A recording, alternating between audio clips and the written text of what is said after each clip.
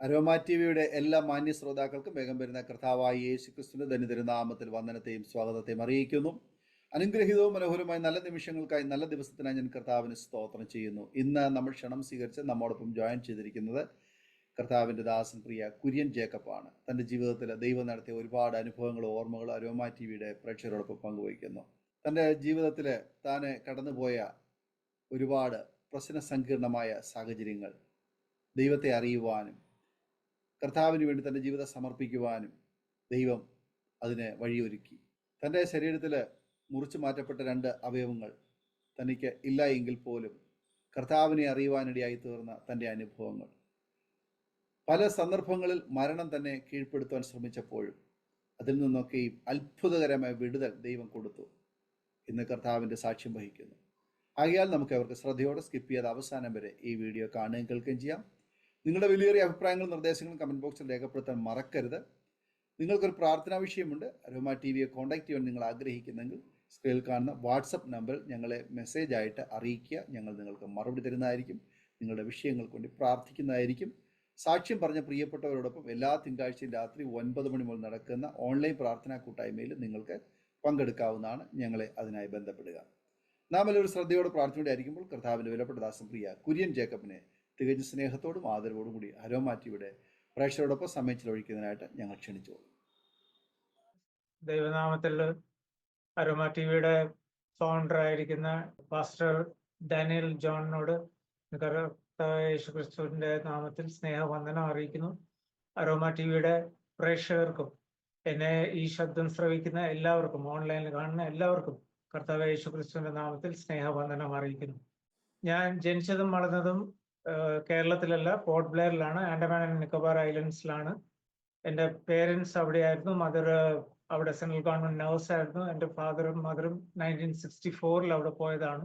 ഫാദറിന് അവിടെ ബിസിനസ് ആയിരുന്നു. അതുപോലെ ഞാൻ എൻ്റെ പേരൻസിന് ലേറ്റ് ബോൺ ആണ്. അതായത് അവരുടെ വിവാഹം കഴിഞ്ഞ് 4 വർഷം കഴിഞ്ഞ വളരെ പ്രാർത്ഥനയ്ക്ക് ശേഷമാണ് ഞാൻ ഒരു അത്ഭുതം എന്ന പോലെ ഞാൻ ജനിക്കുവാൻ 4 വർഷം കഴിഞ്ഞ് ജനിക്കുവാൻ ഇടയായത്. 1968 ജനിച്ചത്. ഞാൻ എൻ്റെ സ്കൂളിംഗ് അവിടുന്ന് കംപ്ലീറ്റ് ചെയ്തു. അതായത് 18 വയസ്സ് വരെ ഞാൻ ആൻഡമാൻസിലായിരുന്നു, പോർട്ട് ബ്ലെയറിലായിരുന്നു. ഇടയ്ക്ക് നാട്ടിൽ ഞങ്ങൾ അവധിക്ക് വരുമായിരുന്നു. ഞങ്ങളുടെ സ്വദേശം ആ സമയത്ത് പപ്പയുടെ വീട് നീലേറ്റുപുറം തലവടി, അമ്മയുടെ വീട് വെള്ളക്കിണർ തലവടി, അടുത്തുള്ള സ്ഥലമാണ്. ഞങ്ങൾ വെള്ളക്കിണറായിരുന്നു. 87 ഞങ്ങൾ പേരൻസ് തിരിച്ചു പോന്നു. മമ്മി റിട്ടയറായി. അതുകൂടാതെ 86 ഞാൻ എൻ്റെ 12th കംപ്ലീറ്റ് ചെയ്തിട്ട് ഞാൻ മാർ യുവാനീസ് കോളേജിൽ ഞാൻ അഡ്മിഷൻ എടുത്തു. BSc മാത്സിന് 86-89 ബാച്ചിൽ BSc മാത്സ് കംപ്ലീറ്റ് ചെയ്തു. അത് കഴിഞ്ഞ് സെന്റ് ജോൺസ് കോളേജ് തിരുവല്ലയിൽ ഞാൻ MA ഇംഗ്ലീഷ് ലിറ്ററേച്ചർ പഠിച്ചു. പഠിച്ച് കഴിയുമ്പോൾ തന്നെ എനിക്ക് എറണാകുളത്ത് ഒരു കമ്പനിയിൽ മാനേജ്മെന്റ് ട്രെയിനി ആയിട്ട് ജോലി കിട്ടുകയും അങ്ങനെ ഞാൻ 91 എറണാകുളത്തേക്ക് മൂവ് ഓൺ ചെയ്യുകയും ചെയ്തു. ഞാൻ എൻ്റെ പേരൻസിൻ്റെ ഓൺലി ചൈൽഡാണ്, ഒറ്റ പുത്രനാണ്. എനിക്ക് സിബ്ലിങ്സ് ഒന്നുമില്ല. ഞാൻ 1996 ഞങ്ങളുടെ സെപ്റ്റംബർ 16 ഞങ്ങളുടെ കല്യാണം. ഞങ്ങൾക്ക് ദൈവം സഹായിച്ച്, ദൈവത്തിൻ്റെ കൃപ കൊണ്ട്. ഞാൻ ദൈവത്തിൻ്റെ കൃപ എന്ന് പറയുമ്പോഴത്തേക്ക് ഞാൻ എൻ്റെ സാക്ഷ്യത്തിലേക്ക് കടക്കുമ്പോൾ നിങ്ങൾക്ക് മനസ്സിലാകും, പലരും കുഞ്ഞുങ്ങൾ ഉണ്ടാകത്തില്ല എന്ന് പറഞ്ഞ സ്ഥാനത്ത് ദൈവം ഒന്നല്ല 2 തലമുറയെ തന്ന് ദൈവം അവിടുന്ന് അനുഗ്രഹിച്ചു. 2 ആമക്കളാണ്. മൂത്ത മോന് കാനഡയിൽ ഇപ്പോൾ വർക്ക് ചെയ്യുന്നു. ഇളയ മോന് ബാംഗ്ലൂരിൽ BHM പഠിക്കുന്നു, ഹോട്ടൽ മാനേജ്മെന്റ് 4-year കോഴ്സ് പഠിക്കുന്നു. വൈഫ് SBI കല്ലുപ്പാറയിൽ വർക്ക് ചെയ്യുന്നു. ഞങ്ങൾ 2007 ഞങ്ങളുടെ തലവടിയിൽ വെള്ളക്കിണറിലുണ്ടായിരുന്നു. മമ്മിയുടെ പ്രോപ്പർട്ടി 75 പപ്പയും മമ്മിയും അവിടെ വീട് വെച്ചാണ്. ഞങ്ങൾ ആ പ്രോപ്പർട്ടി വിറ്റ് തോട്ടഭാഗത്ത് ഞങ്ങൾ ഒരു വീടും സ്ഥലവും കൂടെ മേടിക്കാനിടയായി. പുതിയൊരു വീടും സ്ഥലവും, അതും ദൈവം ഞങ്ങൾക്ക് വേണ്ടി ഒരുക്കിയ വീടും സ്ഥലവുമായിരുന്നു. ദൈവം ഞങ്ങൾക്ക് ദാനമായി തന്ന, അല്ലാതെ ഞങ്ങളുടെ ജീവിതത്തിൽ ഒന്നുമില്ല എന്ന് ഞാൻ വീണ്ടും പറയുകയാണ്. കാരണം എന്താണെന്ന് ചോദിച്ചു കഴിഞ്ഞാൽ എൻ്റെ സാക്ഷ്യത്തിലേക്ക് ഞാൻ കടക്കുമ്പോൾ നിങ്ങൾക്ക് അത് വളരെ വ്യക്തമായി മനസ്സിലാവും. ഞാൻ ഈ സമയം ഞാൻ എൻ്റെ സാക്ഷ്യത്തിലേക്ക് ഡയറക്റ്റായിട്ട് കടക്കാൻ ആഗ്രഹിക്കുന്നു. എൻ്റെ പേര് കുര്യൻ ജേക്കബ് എന്നാണ്. സ്നേഹത്തോടെ ആൾക്കാർ റെജി എന്ന് വിളിക്കും. ഞാൻ IPC പ്രയർ സെന്റർ മഞ്ഞാടിയിലുള്ള പാസ്റ്റർ രാജു പോക്കാലയുടെ ചർച്ചിൽ ഞാൻ മെമ്പറാണ്. 2007 മുതൽ അവിടെ ഞങ്ങൾ ആരാധിച്ചു പോരുന്നു. ഞങ്ങൾ സ്നാനപ്പെട്ടത് 2021 ഡിസംബർ 25 തീയതിയാണ്. അതിൻ്റെ കാരണവും കാര്യങ്ങളിലേക്കും ഒക്കെ ഞാൻ എൻ്റെ സാക്ഷ്യം പറയുമ്പോൾ ഞാൻ പറയുന്നതായിരിക്കും. ഇന്ന് എനിക്ക് വളരെ ഉറക്കെ പറയാനുള്ള ഒരു കാര്യം, യേശു ജീവിക്കുന്നു. യേശു ഇന്നലെയും ജീവിച്ചിരുന്നു, ഇന്നും ജീവിച്ചിരിക്കുന്നു. അവൻ എന്നും എന്നേക്കും അവൻ ജീവനുള്ള ദൈവമാണ്. അവൻ ആൽഫയും ഒമേഗയുമാണ്. നിങ്ങൾ എന്നെ കാണുമ്പോൾ പ്രത്യേകിച്ച് ഒരു കുഴപ്പവും, ടൈ ഒക്കെ ഇട്ടിട്ടുണ്ട്, നല്ല പോലെ ഡ്രസ്സ് ചെയ്തൊക്കെ നിങ്ങളുടെ ഫ്രണ്ടിൽ ഇരിക്കുന്നു. പക്ഷേ ഈ ശരീരത്തിനകത്ത് 2 അവയവങ്ങളില്ല. പാൻക്രിയാസ് പകുതി മുറിച്ച് മാറ്റിയിരിക്കുകയാണ്. അതുപോലെ സ്പ്ലീൻ, നമ്മുടെ രോഗപ്രതിരോധ ശക്തി, ഇമ്മ്യൂണിറ്റി പവർ കൺട്രോൾ ചെയ്യുന്ന, അല്ല ഇമ്മ്യൂണിറ്റി പവർ ജനറേറ്റ് ചെയ്യുന്ന ജനറേറ്റർ എന്ന് നമുക്ക് വേണമെങ്കിൽ സ്പ്ലീനിനെ വിളിക്കാം. അത് കംപ്ലീറ്റ്ലി എടുത്തു കളഞ്ഞതാണ്. ഞാൻ 91 ഞാൻ മാനേജ്മെന്റ് ട്രെയിനി ആയിട്ട് ഞാൻ എറണാകുളത്ത് ഒരു എക്സ്പോർട്ട് കമ്പനിയിൽ ജോയിൻ ചെയ്തു. അത് കഴിഞ്ഞ് 93 ഞാൻ AV Thomas and company limited, അവരുടെ ഷിപ്പിംഗ് ആൻഡ് ലോജിസ്റ്റിക്സ് ഡിപ്പാർട്ട്മെന്റിലേക്ക് ഞാൻ ഒരു മാർക്കറ്റിംഗ് എക്സിക്യൂട്ടീവ് ആയിട്ട് ജോയിൻ ചെയ്തു. IL കണ്ടെയ്നർ ലൈൻ UK ലിമിറ്റഡിന്റെ അവർ ഏജൻസ് ആയിരുന്നു. അതിനുവേണ്ടിയാണ് ഞാൻ വർക്ക് ചെയ്ത് തുടങ്ങിയത്. അങ്ങനെ മുന്നോട്ട് പോയിക്കൊണ്ടിരുന്നപ്പോൾ 94 എനിക്ക് AVTയുടെ ഹെഡ് ക്വാർട്ടേഴ്സ് ചെന്നൈയിലാണ്, എഗ്മോറിൽ. അവിടെ എനിക്ക് കടന്നു പോകേണ്ട ഓഗസ്റ്റ് തൊട്ട് ഡിസംബർ വരെ ഡെപ്യൂട്ടേഷൻ വർക്ക് ഉണ്ടായിരുന്നു. 15 ദിവസം കൊച്ചിയിലാണെങ്കിൽ, കൊച്ചി ഓഫീസിലാണെന്നുണ്ടെങ്കിൽ 15 ദിവസം എനിക്ക് ചെന്നൈയിലേക്ക് പോകണമായിരുന്നു. അവിടുത്തെ ഓഫീസ് ഹാൻഡിൽ ചെയ്യണമായിരുന്നു. അപ്പോൾ അവിടുത്തെ മാനേജർ പോയത് കൊണ്ട് എന്നോട് എൻ്റെ CEO mister MK Koshy sir പറഞ്ഞു, അത് അവിടെ പോയി അവിടുത്തെ കാര്യങ്ങളൊന്ന് നോക്കണം. അത് കഴിഞ്ഞ് ഞങ്ങൾ ഒരാളെ ട്രെയിൻ ചെയ്ത് വിടുമ്പോൾ you can hand over the job, duty hand over ചെയ്തിട്ട് മടങ്ങി നാട്ടിലേക്ക് വരാം എന്ന് പറഞ്ഞു. അതിന് പ്രകാരം എല്ലാ മാസവും ഓഗസ്റ്റ് മുതൽ ഡിസംബർ വരെ എല്ലാ മാസവും ഞാൻ അവിടെ പോയി ഡിസംബറിൽ ചാർജസ് ഹാൻഡ് ഓവർ ചെയ്ത് മടങ്ങി വരാനായിട്ട് ഒക്കെ തയ്യാറെടുത്താണ് ഡിസംബറിൽ അവിടെ പോയത്. പക്ഷേ ഇതിനൊക്കെ മുന്നേ ഞാനൊരു കാര്യം പറഞ്ഞു. ഞാൻ മർത്തോമ കുടുംബത്തിലാണ് ജനിച്ചു വളർന്നത്. ഞാൻ മർത്തോമ സഭയിലായിരുന്ന സമയത്ത് ഈ എൻ്റെ ആദ്യത്തെ പാൻക്രിയാറ്റിക് പെയിൻ സ്റ്റാർട്ട് ചെയ്യുന്നതിന് മുമ്പ് 94 ഡിസംബർ 9 ആദ്യമായിട്ട് എൻ്റെ ശരീരത്തിൽ ഈ പാൻക്രിയാറ്റിക് പെയിൻ ഞാൻ അനുഭവപ്പെടുന്നത്. അതിന് മുമ്പ് ഞങ്ങള് മർത്തോമ സഭയിൽ കൂടി വന്ന് നമ്മൾ ആ സഭയിലായിരുന്നു ഞങ്ങൾ കൂടി വന്നുകൊണ്ടിരുന്നത്. ഇപ്പൊ 94 9 അതികഠിനമായ വയറുവേദന ഉണ്ടാകുവാൻ അവിടെ വെച്ച് ചെന്നൈയിൽ വെച്ചിട്ടുണ്ടായി. അന്ന് രാത്രിയിൽ അവിടുന്ന് ഹോട്ടലിൽ നിന്ന് അടുത്ത ഡോക്ടറിന്റെ അടുത്ത് കൊണ്ടുപോയി മരുന്നൊക്കെ തന്നു. പക്ഷെ പിറ്റേ ദിവസം വീണ്ടും ആ വേദന വളരെ ശക്തമായി തിരിച്ചു വന്നു.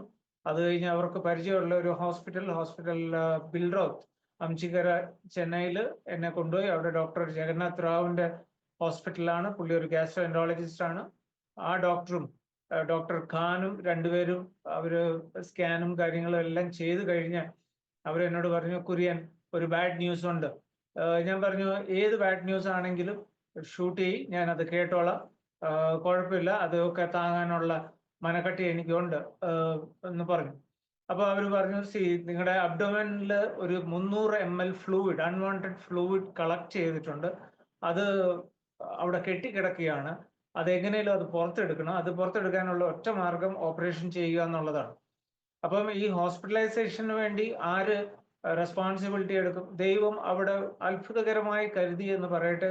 ആ ലോഡ്ജിന്റെ ഓണർ എൻ്റെ പറഞ്ഞു, ഹോസ്പിറ്റലൈസേഷൻ്റെ കാര്യങ്ങളിലേക്ക് നിങ്ങളൊന്നും വറി ചെയ്യേണ്ട, ഞാൻ ആ റെസ്പോൺസിബിലിറ്റി എടുക്കുകയാണെന്ന് ലോഡ്ജിന്റെ ഓണർ പറഞ്ഞതുകൊണ്ട് എന്നെ ഹോസ്പിറ്റലിൽ അഡ്മിറ്റ് ചെയ്തു.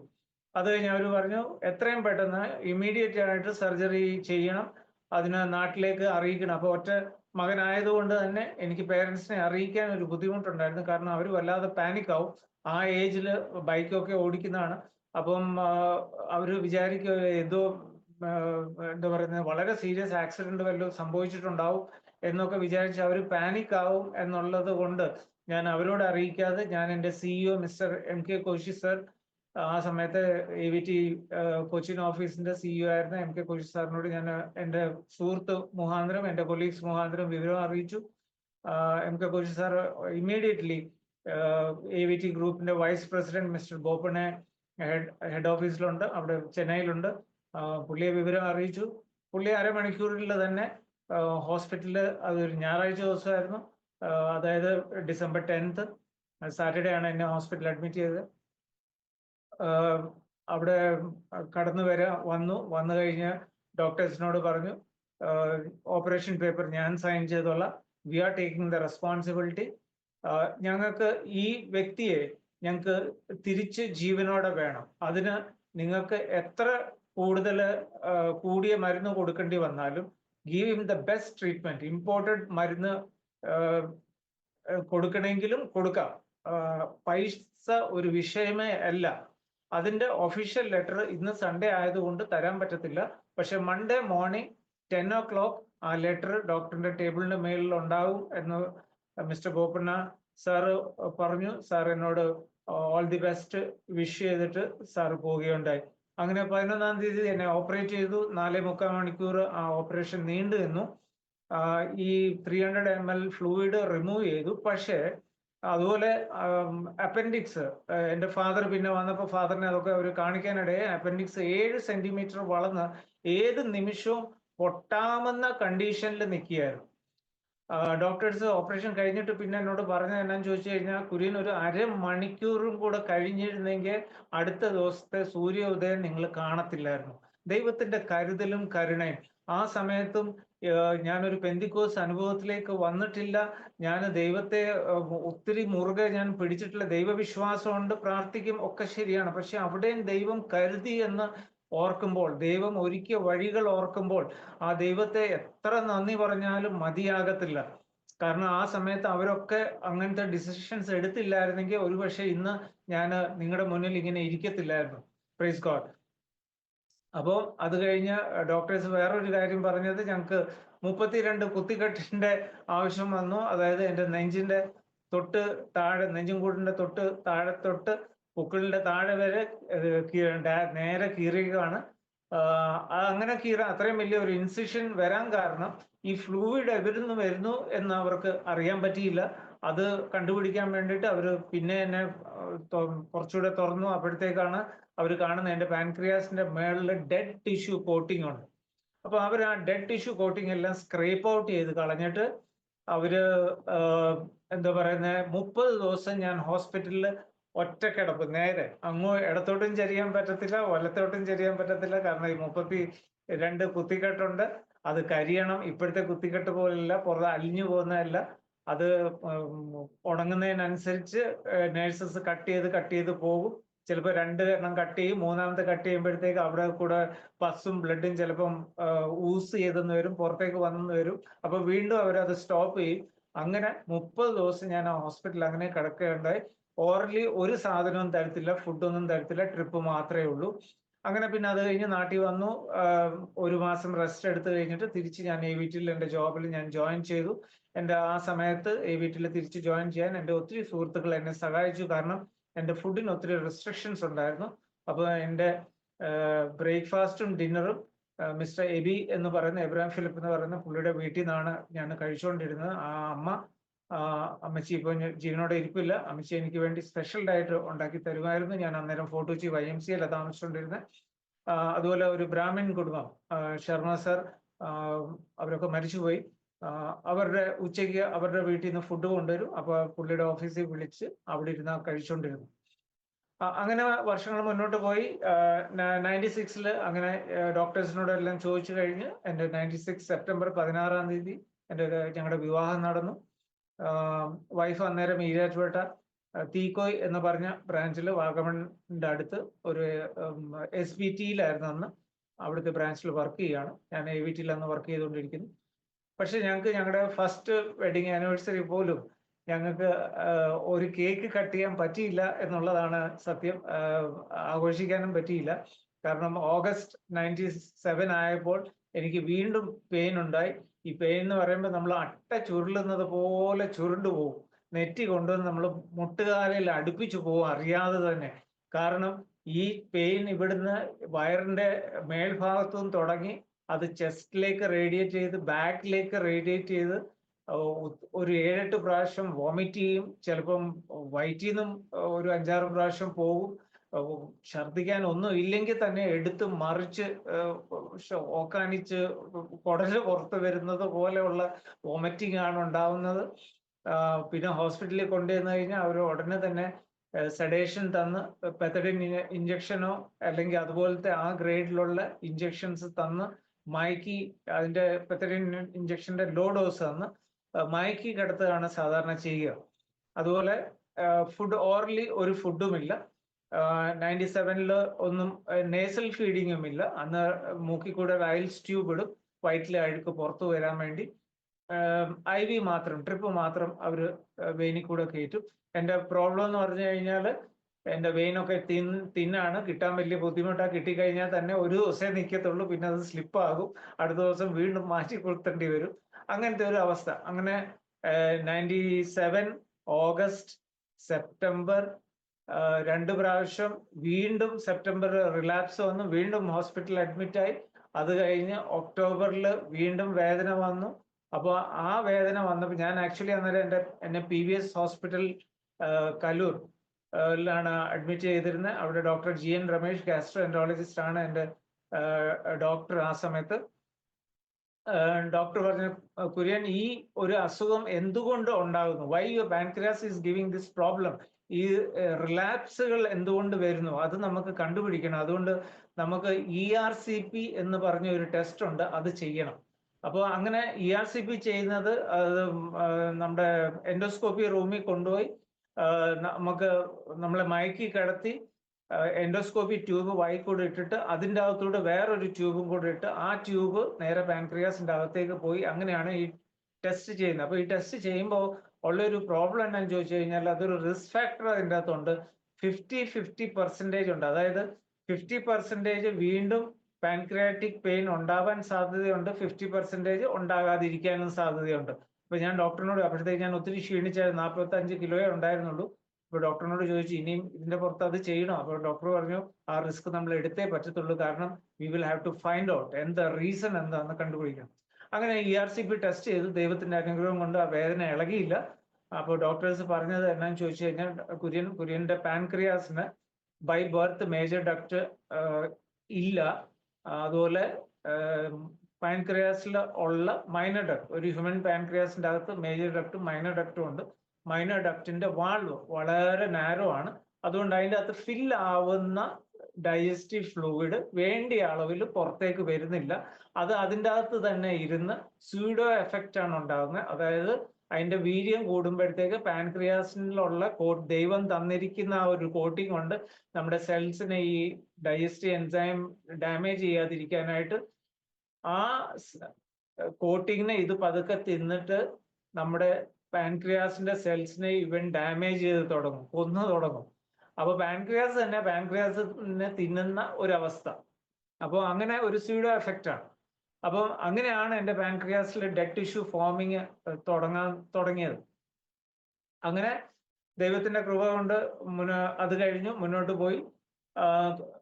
എന്താ പറയുന്നത്, എൻ്റെ ഫ്രണ്ട്സ് ഒക്കെ എന്നോട് പറഞ്ഞു, കുര്യൻ നീ വളരെ പെയിൻ കില്ലേഴ്സ് ഒത്തിരി കഴിക്കുന്നുണ്ട്, സെഡേഷൻസ് നിന്നെ അഡ്മിറ്റ് ചെയ്യുമ്പോൾ ഹെവി സെഡേഷനിൽ കൂടെ നീ കടന്നു പോകുന്നുണ്ട്, ബോഡി വീക്കാണ്, അതുകൊണ്ട് നിനക്കൊരു കുഞ്ഞ് ഉണ്ടാകുന്ന കാര്യം സംശയമാണ്.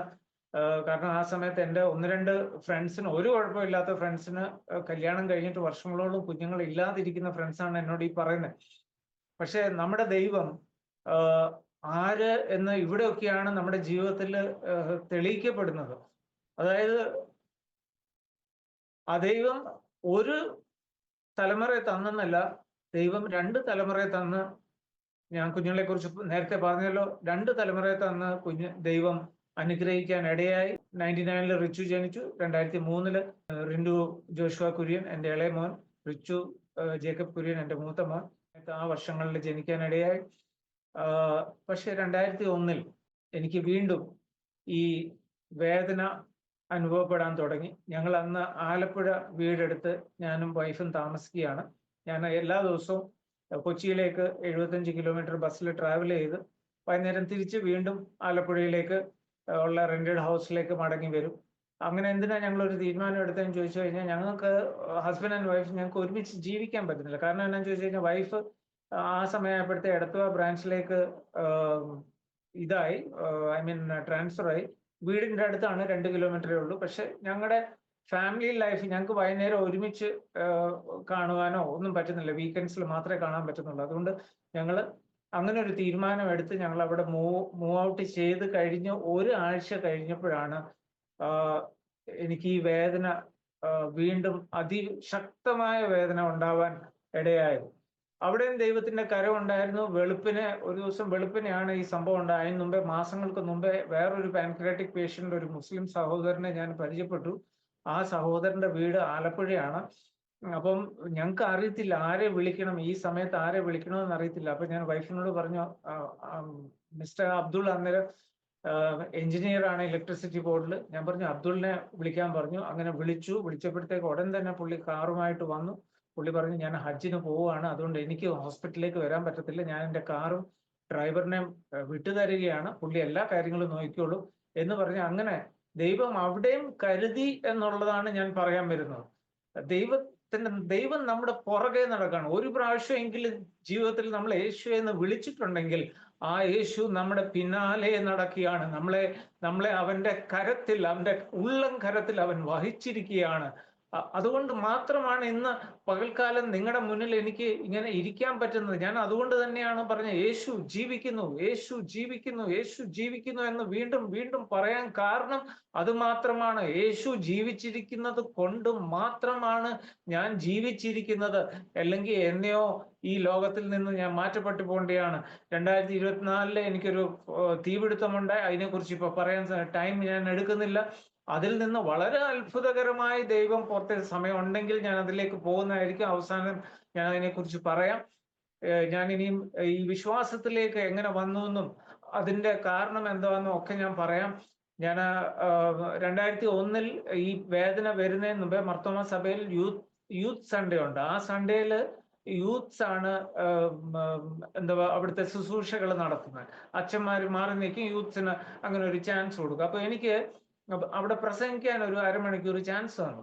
അപ്പൊ ഞാൻ പ്രസംഗിച്ചു കഴിഞ്ഞ അവസാനം ഞാൻ ഇങ്ങനെ പറഞ്ഞു, ദൈവമേ, ഇതുപോലത്തെ ഞാൻ ജനത്തോട് അഭ്യർത്ഥിക്കുകയാണ്, നിങ്ങൾ ഓരോരുത്തരും എനിക്ക് വേണ്ടി പ്രാർത്ഥിക്കണം. കാരണം ദൈവം എനിക്ക് ഇതുപോലെ അനേക വേദികൾ ഒരുക്കി തരാൻ, അനേകരോട് ഇങ്ങനെ വചനം പറയാൻ ഒരു വേദി ഒരുക്കി തരാനായിട്ട് നിങ്ങൾ എനിക്ക് വേണ്ടി പ്രാർത്ഥിക്കണമേ എന്ന് പറഞ്ഞ് ആണ് ഞാൻ എൻ്റെ പ്രസംഗം അവിടെ നിർത്തിയത്. ദൈവത്തിന് എല്ലാ മഹത്വവും കൊടുത്ത് ഞാൻ ആ പ്രസംഗം നിർത്തുകയായിരുന്നു. അത് കഴിഞ്ഞ് എനിക്ക് 2 മാസം 3 മാസം കഴിച്ചാണ് ഈ വേദന ഉണ്ടായത്. അപ്പൊ ദൈവം എനിക്ക് വേദികൾ വേണമെന്ന് പറഞ്ഞ വ്യക്തിയല്ലേ. അപ്പൊ പിന്നെ എന്തുകൊണ്ടാണ് എനിക്ക് ഈ വേദന വരുന്നത്? നമുക്ക് ദൈവം ഉയർത്തുന്നതിന് മുമ്പ് there will be a bracket period, like മോശയെ പോലെ, അല്ലെങ്കിൽ ദാവീദിനെ പോലെ, അല്ലെ യോസെഫിനെ പോലെ നമ്മൾ ചില കഷ്ടതയിൽ കൂടെ ഒക്കെ കടന്നു പോകും. അത് എന്തിനാന്ന് ചോദിച്ചു കഴിഞ്ഞാൽ ദൈവം നമ്മളെ പ്രിപ്പയർ ചെയ്യുകയാണ്. ഈസ് പ്രിപ്പയറിങ് ഫോർ നമ്മളെ അടുത്ത സ്റ്റെപ്പിലേക്ക് മൂവ് ഓൺ ചെയ്യാൻ വേണ്ടി പ്രിപ്പയർ ചെയ്യുകയാണ്. അപ്പം ഇത്രയൊന്നും എനിക്ക് അന്ന് അറിയത്തില്ല. വേദന വന്ന് ഹോസ്പിറ്റലിൽ അഡ്മിറ്റ് ചെയ്തു. അത് കഴിഞ്ഞ് വേദന 21 ദിവസമായപ്പം സബ്സൈഡ് ചെയ്യാൻ തുടങ്ങി. സബ്സൈഡ് ചെയ്തപ്പോഴത്തേക്ക് ഡോക്ടേഴ്സ് പറഞ്ഞു, ഞങ്ങൾ ഒരു ഓപ്പറേഷൻ ചെയ്യാനായിട്ട് ആഗ്രഹിക്കുന്നു. ഇന്റേണൽ ഓപ്പറേഷൻ ആണ്, എൻഡോസ്കോപ്പി ട്യൂബിൽ കൂടെ തന്നെ ഞങ്ങൾ ഒരു ഇത് കടത്തി വിട്ടിട്ട് ഇന്റേണലി ഒരു സ്റ്റെന്റ് പാൻക്രിയാസിൻ്റെ അകത്ത് വെക്കാനായിട്ട് ഞങ്ങൾ ആഗ്രഹിക്കുന്നു. ഞങ്ങളത് 2 ദിവസത്തിൻ്റെ അകത്ത് ചെയ്യുന്നതായിരിക്കും എന്ന് പറഞ്ഞു. അപ്പോൾ ഇങ്ങനെ പറഞ്ഞ് ഡോക്ടർ അങ്ങ് പോയി. അത് കഴിഞ്ഞു. അന്ന് വൈകുന്നേരം ആയപ്പോഴത്തേക്ക് ഞാൻ നോക്കിയപ്പോൾ എൻ്റെ ഇടത്തെ കൈയിലാണ് ട്രിപ്പ് പൊയ്ക്കൊണ്ടിരിക്കുന്നത്. ഇടത്തെ കൈ തോള് തൊട്ട് കൈയുടെ വിരലുകളെല്ലാം നീര് വെച്ചിരിക്കുന്നു. അപ്പം ഞാൻ ആ സിസ്റ്ററിനെ വിളിച്ചിട്ട് ഞാൻ ചോദിച്ചു, സിസ്റ്ററെ, ഇതെന്നാ ഇങ്ങനെ കൈ നീര് വെച്ചിരിക്കുന്നത്? അപ്പൊ സിസ്റ്റർ നോക്കിയിട്ട് പറഞ്ഞു, നിങ്ങളുടെ കൈയുടെ അകത്തിരിക്കുന്ന നീഡിൽ, ക്യാൻഡില എന്ന് പറയും, പ്ലാസ്റ്റിക് നീഡിലാണ്, അത് നിങ്ങളുടെ ബോഡി ആക്സെപ്റ്റ് ചെയ്യുന്നില്ല. അതുകൊണ്ടാണ് നിങ്ങളുടെ കരം ഈ കൈ നീര് വെച്ചിരിക്കുന്നത്. 70-ലോ 80-ന്റെ തുടക്കത്തിലോ ഞാൻ ഇപ്പൊ അമ്മയ്ക്ക് ഞാൻ പറഞ്ഞല്ലോ, അമ്മ സെൻട്രൽ ഗവൺമെന്റ് നേഴ്സ് ആയിരുന്നു. അമ്മ നൈറ്റ് ഡ്യൂട്ടി ഉള്ള സമയത്ത് പപ്പ കൽക്കട്ടയിലേക്കോ അല്ലെ ചെന്നൈയിലേക്കോ സാധനങ്ങൾ മേടിക്കാനായിട്ട്, ബിസിനസിന്റെ കടയിലേക്ക് സാധനങ്ങൾ മേടിക്കാനായിട്ട് പോകുമ്പോൾ ഞാൻ അമ്മയുടെ കൂടെ ഹോസ്പിറ്റലിൽ പോകും. അവിടെ ഇരുന്ന് പഠിക്കും, അവിടുത്തെ ഡ്യൂട്ടി റൂമിൽ കിടന്നുറങ്ങും. അമ്മ റൗണ്ട്സിന് പോകുമ്പോൾ അമ്മയുടെ കൂടെ പോകും. വലിയ ആഗ്രഹമാണ് ഓരോ പേഷ്യൻസിനെ കുറിച്ച് അറിയാൻ, എനിക്ക് ഭയങ്കര ആഗ്രഹം. അപ്പോൾ അമ്മയോട് ചോദിക്കുമ്പോൾ അമ്മ ഓരോ പേഷ്യൻസിനെ കുറിച്ച്, അവരുടെ അസുഖത്തെ കുറിച്ചൊക്കെ പറഞ്ഞു തരും. അപ്പോൾ അന്ന് അവിടുന്ന് ഒരു പേഷ്യന്റിനെ ചെന്നൈയിലേക്ക് എയർലിഫ്റ്റ് ചെയ്യാനിരിക്കുകയാണ്. ആ പേഷ്യന്റിന്റെ 2 കിഡ്നിയും ഫെയിലിയർ ആയിട്ടിരിക്കുക. അപ്പോൾ ഒരു ഡോണറിനെ ചെന്നൈയിൽ കിട്ടിയിട്ടുണ്ട്. അപ്പോൾ ചെന്നൈയിൽ ചെന്ന് ഇനിയും ടെസ്റ്റുകളുണ്ട്. അത് കഴിഞ്ഞാൽ ഇത് മാച്ച് ആകുകയാണെങ്കിൽ ആ കിഡ്നി ഈ വെക്കുന്നതായിരിക്കും, ഇങ്ങോട്ട് റീപ്ലാന്റ് ചെയ്യുന്നതായിരിക്കും എന്ന് അമ്മ എന്നോട് പറയാനിടയായി. അത് ഓർത്തോണം, 80 തുടക്കത്തിൽ എങ്ങോ ആണ് ഈ സംഭവം അമ്മ എന്നോട് പറയുന്നത്. വർഷങ്ങൾ എത്രയോ കഴിഞ്ഞു, 2001 പിശാച് ഇങ്ങനെ നമ്മളെ നോക്കിക്കൊണ്ടിരിക്കുകയാണ്, എവിടെ നമ്മളെ തളർത്താൻ പറ്റും. അന്ന് എപ്പോഴോ പറഞ്ഞ് മാറിയ, ഞാൻ മറന്നുപോയ ഒരു സംഭവം, വൈകുന്നേരം ഒക്കെ ആയപ്പോ ഒരു 5-6 മണി ആയപ്പോഴത്തേക്ക് എൻ്റെ തലയിൽ ആ ചിന്ത കൊണ്ടിട്ടു. അതായത്, ഈ അകത്ത് വെക്കാൻ പോകുന്ന സ്റ്റെന്റ് നിന്റെ ബോഡി ആക്സെപ്റ്റ് ചെയ്തില്ലെങ്കിൽ നിന്റെ ഹോൾ സിസ്റ്റം കൊലാപ്സ് ആകും, നീ മരിക്കും. ആ മരണഭീതി എൻ്റെ അകത്ത് കയറി. ഞാൻ 2 അവസ്ഥയിൽ ഞാൻ കിടന്നിട്ടുണ്ട്. ഒന്ന്, മരണഭീതിയിൽ കിടന്നിട്ടുണ്ട്. 2, മരണക്കിടക്കയിൽ കിടന്നിട്ടുണ്ട്. ഇത് രണ്ടും രണ്ടാണ്. 2007 മരണക്കിടക്കയിൽ, അതിലേക്ക് ഞാൻ വരുന്നു. 2007 മരണക്കിടക്കയിൽ എല്ലാവരും, ലോകം എന്നെ കണ്ടവരും പ്രാർത്ഥിച്ചവരും സഭയിലുള്ളവരും എല്ലാവരും പറഞ്ഞു, റെജി മരിക്കും, അല്ലെ കുര്യൻ മരിക്കും. ആ ഒരു അവസ്ഥ 2007 ഉണ്ടായി. അത് ഞാൻ മരണ കിടക്കയിൽ കിടക്കുകയായിരുന്നു. പക്ഷെ അന്ന് മരണഭീതിയില്ല. പക്ഷെ 2001 മരണക്കിടക്കയല്ല, മരണഭീതി എൻ്റെ അകത്തേക്ക് കടന്നുകൂടി. അത് നമ്മൾ ആങ്സൈറ്റി ഉണ്ടാക്കാൻ തുടങ്ങി. അയ്യോ, എൻ്റെ കുഞ്ഞ് 2.5 വയസ്സേ ആയിട്ടുള്ളൂ. ഞങ്ങൾ ആലപ്പുഴ ഇങ്ങോട്ട് മാറിയതേ ഉള്ളൂ. ഒരാഴ്ച ആലപ്പുഴയിലേക്ക് വന്നിട്ട് 1-2 ആഴ്ചകളെ ആയിട്ടുള്ളൂ. ഇനിയും ഞാൻ മരിച്ചു പോയാൽ ഞാൻ എൻ്റെ കുഞ്ഞിൻ്റെ കൂടെ ഒന്ന് ശരിക്കും ജീവിച്ചിട്ടില്ല. എൻ്റെ ഭാര്യയുടെ കൂടെ ഞങ്ങൾ ഒരുമിച്ച് വൈകുന്നേരങ്ങളിൽ ഞങ്ങൾ ഒരുമിച്ച്, ഞങ്ങൾക്ക് വീക്കെൻഡ്സ് മാത്രമേ മീറ്റ് ചെയ്യാൻ പറ്റിയിട്ടുള്ളൂ. അപ്പോൾ സത്യം പറഞ്ഞാൽ ജീവിക്കാനുള്ള ഒരു കൊതി. പക്ഷെ മരിക്കും. അപ്പോ എന്ത് ചെയ്യും എനിക്കറിയത്തില്ല. വൈഫിനോട് ഇതെനിക്ക് പറയാനും പറ്റത്തില്ല. രാത്രിയിൽ എനിക്ക് തോന്നുന്ന ഒരു 9, അപ്പൊ ഭക്ഷണമൊന്നും ഇല്ലല്ലോ, രാത്രിയിൽ ഒരു 9-10 മണി എങ്ങാണ്ടായപ്പോഴത്തേക്ക് ഞാൻ ദൈവത്തോട് പ്രാർത്ഥിക്കാൻ തുടങ്ങി. ഞാൻ പറഞ്ഞു, യേശുവേ, അങ്ങനെ എനിക്കറിയാവുന്ന രീതിയിലൊക്കെ ഞാൻ പ്രാർത്ഥിച്ചു. പക്ഷെ കരയാൻ തുടങ്ങി. എൻ്റെ കണ്ണുനീര് എൻ്റെ 2 കണ്ണിൽ കൂടെ ഇതിലെ ഒഴുകി എൻ്റെ തലവണ നനയാനിടയായിരിക്കും. നമ്മൾ കരയുന്നതും നമ്മൾ പ്രാർത്ഥിക്കുന്നതും നമ്മുടെ ഓരോ കണ്ണുനീര് തുള്ളിയും ദൈവം അവിടെ ദൈവത്തിൻ്റെ തുരുത്തിയിൽ അവിടെ ശേഖരിച്ചു വെച്ചിരിക്കുകയാണ്. തക്ക സമയമാകുമ്പോൾ അതിൻ്റെ മറുപടി നമ്മുടെ മുന്നിൽ വന്നിരിക്കും. അതിന് യാതൊരു സംശയമില്ല കാര്യത്തിൽ. അങ്ങനെ ഞാൻ പ്രാർത്ഥിച്ചു കിടന്നു. പിറ്റേ ദിവസം രാവിലെ എഴുന്നേറ്റ്, വൈഫ് സാധാരണ എഴുന്നേറ്റ് ഈ 3rd ഫ്ലോറിലാണ് ഞങ്ങള്. പുള്ളിക്കാരത്തി ആ ജനലിൽ കൂടെ ഇങ്ങനെ പുറത്തേക്ക് വണ്ടി പോകുന്നതും, കലൂർ ബസ് സ്റ്റാൻഡിന്റെ അടുത്താണ്.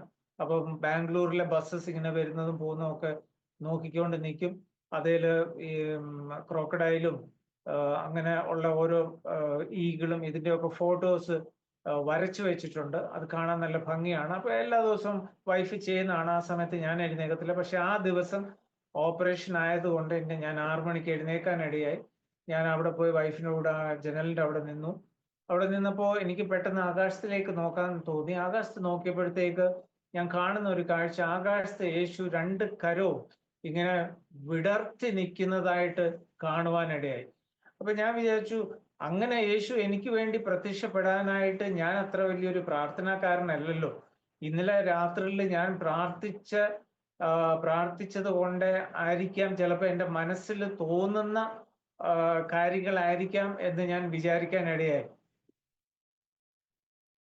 പക്ഷെ എനിക്ക് ആ കാഴ്ച അങ്ങനെ തന്നെ കാണാം. അപ്പൊ ഞാൻ ആ കാഴ്ച അവോയ്ഡ് ചെയ്യാനായിട്ട് ഞാൻ കണ്ണ് അടച്ചപ്പോഴും എനിക്ക് യേശുവിനെ അങ്ങനെ തന്നെ കാണാം. രണ്ട് കരവും വിടർത്തി നിൽക്കുന്നതായിട്ട് തന്നെ കാണാം.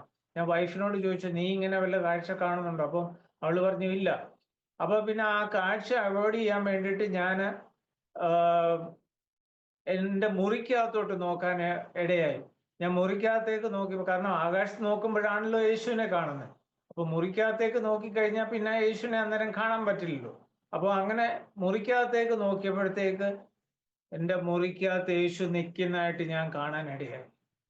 ആ സമയത്ത് ഞാൻ പെട്ടെന്ന് വന്ന് ഞാൻ കിടന്ന് ഞാൻ കണ്ണടച്ച് ഞാൻ പ്രാർത്ഥിക്കാനിടയായി. യേശുവേ, ഇത് നീ തന്നെയാണോ എന്ന് പറയുകയും യേശു എൻ്റെ ബെഡ് സൈഡിൽ ഇടത്ത് ഭാഗത്ത് എൻ്റെ ബെഡ് സൈഡിൽ വന്ന് നിന്ന് യേശുവിൻ്റെ ഇടത്തെ കരം എൻ്റെ വയറ്റിലേക്ക് എൻ്റെ മേളി വെക്കുകയും ആ വെച്ച സമയത്ത് തന്നെ ഒരു ലൈൻ എന്നോട് പറഞ്ഞു, ഞാൻ അറിയാതെ നിന്റെ ജീവിതത്തിൽ ഒന്നും സംഭവിക്കത്തില്ല. ഇങ്ങനെ തന്നെ പെറുക്കി എനിക്ക് മനസ്സിലാവുന്ന രീതി തന്നെയാണ് പറഞ്ഞത്. വീണ്ടും ആ ശബ്ദം റിപ്പീറ്റ് ചെയ്തു, ഞാൻ അറിയാതെ നിന്റെ ജീവിതത്തിൽ ഒന്നും സംഭവിക്കത്തില്ല.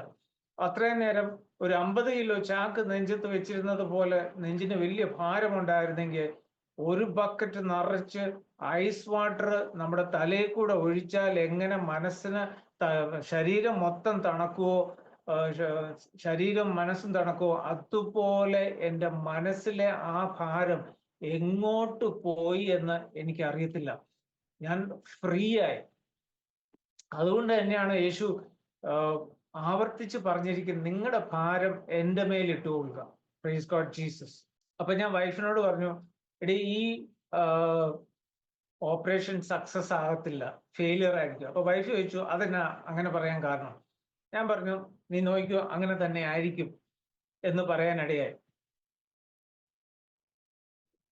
അപ്പം അത് കഴിഞ്ഞ് എന്നെ തിയേറ്ററിൽ കൊണ്ടുപോയി. റൂമിൽ തിരിച്ചു കൊണ്ടുവന്ന് കഴിഞ്ഞ് എനിക്ക് ബോധം വന്നപ്പോൾ ഞാൻ വൈഫിനോട് ചോദിച്ചു, ഓപ്പറേഷൻ എങ്ങനെ ഉണ്ടായിരുന്നു? അവള് പറഞ്ഞു ഫെയിലിയർ ആയിരുന്നു. ഞാൻ പറഞ്ഞില്ലേ എന്ന് വളരെ സന്തോഷത്തോടെ പറഞ്ഞപ്പോൾ അവള് പറഞ്ഞു, ഒത്തിരി സന്തോഷിക്കണ്ട, കാരണം അവർ 2 ദിവസം കഴിഞ്ഞ് ഒന്നുകൂടെ ട്രൈ ചെയ്യാന്നാ പറഞ്ഞത്. ഞാൻ പറഞ്ഞു അതും ഫെയിലിയർ ആയിരിക്കും എന്ന് പറഞ്ഞു. അപ്പൊ അങ്ങനെ വീണ്ടും ട്രൈ ചെയ്തു, വീണ്ടും അത് ഫെയിലിയർ ആയി. അത് കഴിഞ്ഞ് ഒരാഴ്ച കഴിഞ്ഞപ്പോൾ എന്നെ ഡിസ്ചാർജ് ചെയ്തു. അപ്പൊ ഡോക്ടർ പാൻക്രിയാസിന്റെ പടമൊക്കെ വരച്ച് കാണിച്ചിട്ട് പറഞ്ഞു, കുര്യന്റെ മൈനർ ഡക്റ്റിന്റെ വാൾവ് വളരെ നാരോ ആണ്, major duct by birth exist ചെയ്യുന്നില്ല. അപ്പൊ ഇതൊക്കെ കേൾക്കുമ്പോൾ സാധാരണ ഒരാൾക്ക് ഹാർട്ട് അറ്റാക്ക് വരണ്ടേ. പക്ഷെ ഞാൻ അവിടെ ഇരുന്നുകൊണ്ട് ചിരിക്കുക. കാരണം എന്തുകൊണ്ടാ? എൻ്റെ യേശു എന്താ എന്നോട് പറഞ്ഞേ? ഞാൻ അറിയാതെ നിന്റെ ജീവിതത്തിൽ ഒന്നും സംഭവിക്കത്തില്ല. അപ്പൊ പിന്നെ ഞാൻ എന്തിനാ പേടിക്കുന്നത്? എൻ്റെ യേശു അറിയാതെ എൻ്റെ ജീവിതത്തിൽ ഒന്നും സംഭവിക്കത്തില്ല. എൻ്റെ യേശു അറിയാതെ എൻ്റെ ഭാര്യയ്ക്കൊന്നും സംഭവിക്കത്തില്ല. എൻ്റെ യേശു അറിയാതെ എൻ്റെ മാതാപിതാക്കൾക്കോ എൻ്റെ കുഞ്ഞിനോ ഒന്നും സംഭവിക്കത്തില്ല. യേശു കരുതിക്കോളും. പിന്നെ ഞാൻ എന്തിനാ പേടിക്കുന്നത്? സോ ആ ഒരു വലിയൊരു കോൺഫിഡൻസ് മനസ്സിൻ്റെ അകത്ത് വളരെ ശക്തമായി നിൽക്കുവാനിടയായി. തിരിച്ച് അപ്പം ഞാൻ അവിടെ ഈ ഡിസ്ചാർജ് ആകുന്നതിന് മുമ്പ് ഈ ഓപ്പറേഷൻ ഫെയിലിയർ ആയി എന്ന് പറഞ്ഞപ്പോൾ ഞാൻ യേശുവിനോട് പറഞ്ഞു, യേശുവേ, എനിക്ക് ഈ സാക്ഷ്യം എനിക്ക് അനേകരോട് പറയണം എന്ന് എനിക്കൊരു ആഗ്രഹമുണ്ടെന്ന് ഞാൻ മനസ്സിൽ പറഞ്ഞപ്പോഴത്തേക്ക് യേശു അപ്പൊ എന്നോട് പറഞ്ഞു, നീ പെന്തിക്കോസ് സഭയിൽ ജോയിൻ ചെയ്യണം, നീ അവിടെ പോയി ജോയിൻ ചെയ്യണം. അപ്പൊ ഞങ്ങളുടെ തലവടി എല്ലാം അടുത്ത് തന്നെ, വീടിന്റെ അടുത്ത് തന്നെ IPC വെള്ളക്കിണർ ചർച്ചുണ്ട്. ഞാൻ പറഞ്ഞു, എൻ്റെ പൊന്ന് യേശുവേ, അങ്ങേക്ക് എന്നെ കുറിച്ച് എല്ലാം അറിയാവുന്നതല്ലേ, എനിക്ക് പെന്തിക്കോസുകാരോട് ഒരു വിരോധവുമില്ല. പക്ഷെ ഉറക്കെ ഹല്ലേലൂയ പറയുന്നത്, ഉറക്കെ പ്രൈസ് ദി ലോർഡ് പറയുന്നത്, കൈകൊട്ടി പാട്ടുപാടുന്ന, ഉറക്കെ വചനം വായിക്കുന്നത്, അല്ലെങ്കിൽ പറയുന്നത്, അല്ലെങ്കിൽ ഉറക്കെ പ്രാർത്ഥിക്കുന്ന, ഇതൊന്നും എനിക്ക് ഇഷ്ടമുള്ള കാര്യമല്ലല്ലോ. പിന്നെ അങ്ങ് ഇങ്ങനെ പറഞ്ഞ ഞാൻ എന്ത് ചെയ്യും? ആ ശബ്ദം പിന്നെ എന്നോട് സംസാരിച്ചില്ല. അത് കഴിഞ്ഞ് ഞാൻ ഭവനത്തിൽ വന്നു കഴിഞ്ഞ് 1 മാസം റെസ്റ്റ് ഉണ്ട്. അപ്പം റെസ്റ്റ് എടുത്തുകൊണ്ടിരിക്കുന്ന സമയത്ത് വീണ്ടും മനസ്സിന് ഒരു അസ്വസ്ഥത. അപ്പൊ ഞാൻ യേശുവിനോട് പറഞ്ഞു, യേശുവെ, ഞാൻ അങ്ങയുടെ സാക്ഷ്യം പറഞ്ഞോളാം എന്നൊക്കെ ഞാൻ പറഞ്ഞതല്ലേ, ഞാൻ അങ്ങയെ ഹോസ്പിറ്റലിൽ വെച്ച് കാണുകയും ചെയ്തതാണ്. പിന്നെ എന്താണ് എൻ്റെ മനസ്സിൽ ഇങ്ങനെ ഒരു അസ്വസ്ഥത? എൻ്റെ ഈ മനസ്സിന്റെ അസ്വസ്ഥത മാറ്റുവാനായി അങ്ങ് നാളെ ആരെങ്കിലും ഒന്ന് എൻ്റെ ഭവനത്തിലേക്ക് അയക്കുമോ എന്നിങ്ങനെ ചോദിക്കാനിടയായി. അപ്പം എൻ്റെ ഭവനത്തിലേക്ക് പിറ്റേ ദിവസം, വളരെ അത്ഭുതം എന്ന് പറയട്ടെ, അമ്മയുടെ ഒരു കസിൻ ഉണ്ട്, ഒരു പ്രായമുള്ള അമ്മച്ചിയാണ്. അന്ന് അമ്മച്ചിക്ക് 75 വയസ്സുണ്ട്. ഞാൻ 2021 കാര്യമായി പറയുന്നത്. അന്ന് അമ്മച്ചിക്ക് 75 വയസ്സുണ്ട്. അമ്മച്ചി തൊട്ട് വീടിന്റെ ഓപ്പോസിറ്റ് ആണ് ചർച്ച്, IPC ചർച്ച്. എൻ്റെ അല്ല, അമ്മച്ചിയുടെ. പക്ഷെ അങ്ങോട്ട് പോകണമെങ്കിൽ ഓട്ടോയ്ക്കാണ് അമ്മച്ചി പോകുന്നത്. കാരണം അമ്മച്ചി വളരെ വീക്കാണ്, സ്കെലിറ്റായിട്ടിരിക്കുന്ന ഒരു അമ്മച്ചിയാണ്. വലിയ ബുദ്ധിമുട്ടുണ്ട് അമ്മച്ചിക്ക് യാത്രയൊക്കെ ചെയ്യാൻ. പക്ഷെ അമ്മച്ചി വീട്ടിൽ വന്ന് എന്നോട് അമ്മച്ചിയുടെ സാക്ഷ്യം ഷെയർ ചെയ്യാനിടയായി.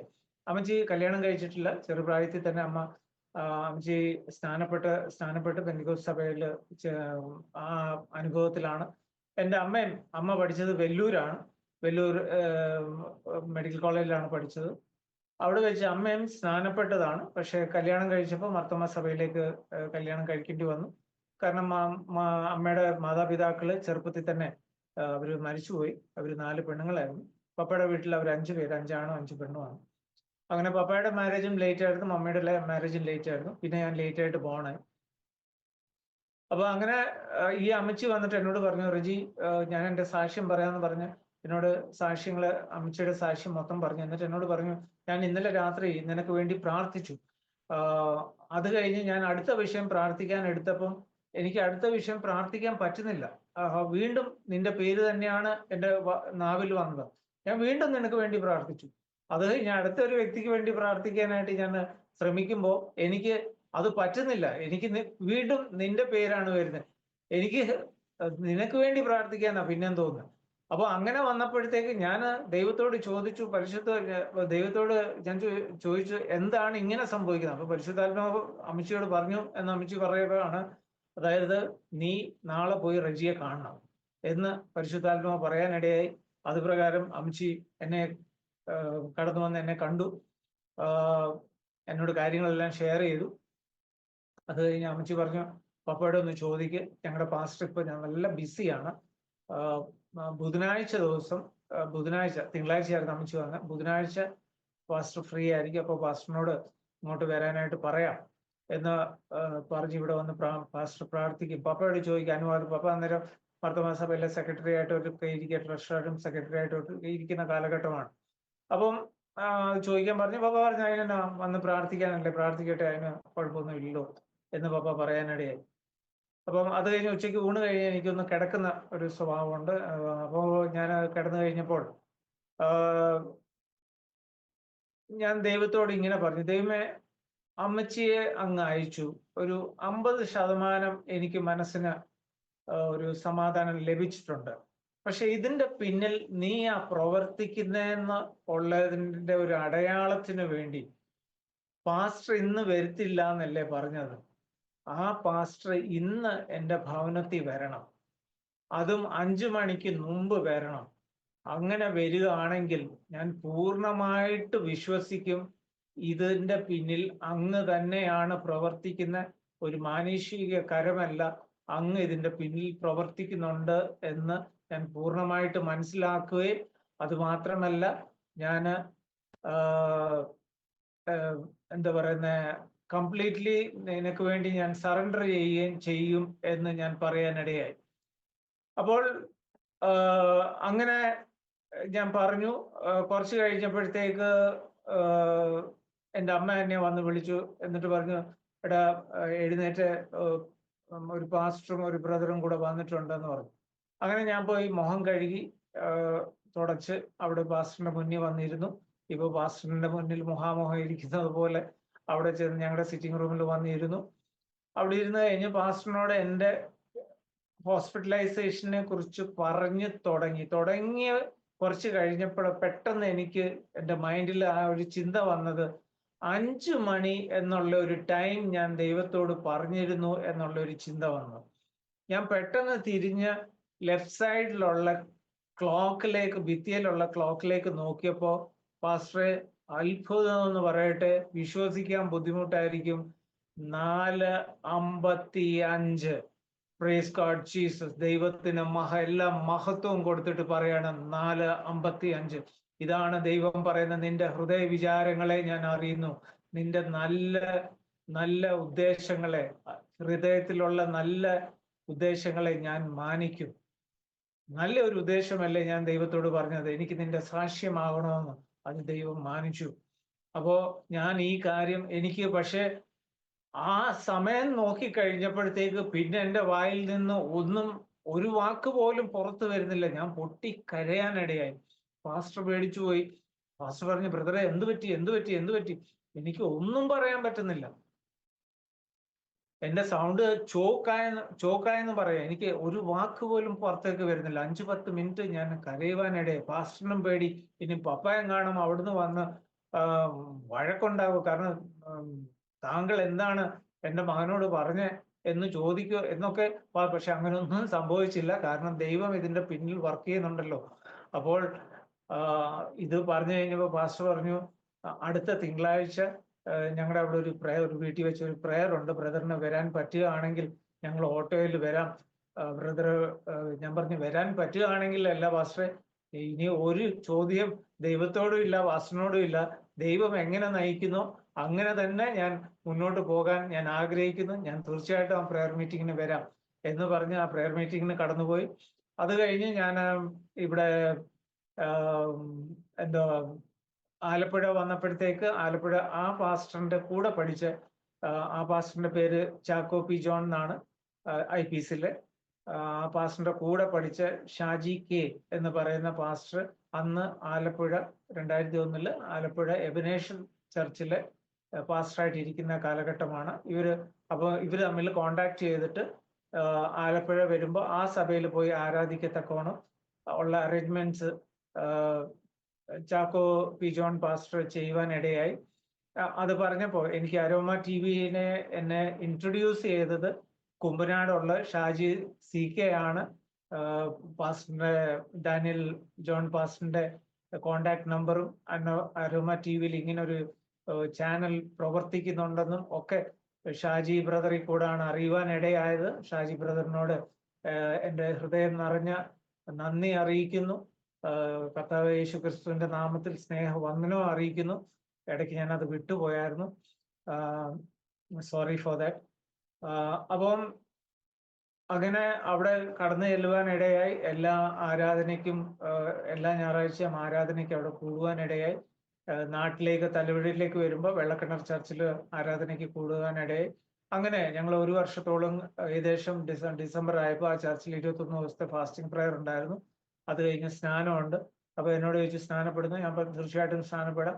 അപ്പൊ വൈഫും സ്നാനപ്പെടാൻ തയ്യാറായി. അപ്പോൾ അങ്ങനെ ഇരിക്കുമ്പോൾ എൻ്റെ അമ്മയുടെ ഒരു പ്രാർത്ഥന, പണ്ട് മുതലേ അമ്മയ്ക്കിടെ ഒരു പ്രാർത്ഥനയുണ്ട്, ഞങ്ങളൊക്കെ ദൈവഭാഗത്തേക്ക് വന്ന് ഈ പെന്തിക്കോസ് അനുഭവത്തിൽ ഒന്ന് രുചിച്ചറിഞ്ഞ്, ഞാൻ ഈ പറയുന്നത് ദൈവത്തെ അറിയുന്നതും ദൈവത്തെ രുചിച്ചറിയുന്നതും രണ്ടും രണ്ടാണ്. ഞാൻ ഇന്നലെ മിനിഞ്ഞാന്നും ഒക്കെ ഈ സാക്ഷ്യം പറയാനായിട്ട് ഇങ്ങനെ ദൈവസന്നിധിയിൽ ഇരുന്ന സമയത്ത് ദൈവം എനിക്കൊരു എക്സാമ്പിൾ ഇങ്ങനെ തന്നു. ഒരു ബൗളിൻ്റെ അകത്ത് നിറച്ച് കാട്ടുതേനിരിക്കുക, അതിൻ്റെ മേളില് ഒരു തുണിയോ അല്ലെങ്കിൽ വേറെ എന്തോ സാധനമോ വെച്ച് അടച്ച് കെട്ടി വെച്ചിരിക്കുക. കാണുമ്പോൾ ഒരാൾ നമ്മളോട് പറഞ്ഞു അത് കാട്ടുതേനാണ്. കാണുമ്പോൾ നമുക്കറിയാം, നമുക്ക് മനസ്സിലായി അത് കാട്ടുതേനാണ്, അത് മധുരമുള്ള തേനാണ്, അത് നല്ലതാണ് എന്നൊക്കെ നമുക്ക് മനസ്സിലായി. അത് ദൈവത്തെ അറിയുന്നതിന് തുല്യമാണ്. അത് അറിഞ്ഞു. പക്ഷേ ദൈവത്തെ രുചിച്ചറിയണമെങ്കിൽ ആ കെട്ട് പൊട്ടിച്ച് അത് തുറന്ന് അതിൽ നിന്ന് ഒരു തുള്ളി തേനെങ്കിലും എടുത്ത് നാവേൽ തൊട്ടാൽ മാത്രമേ ആ തേനിന്റെ രുചി അറിയത്തുള്ളൂ.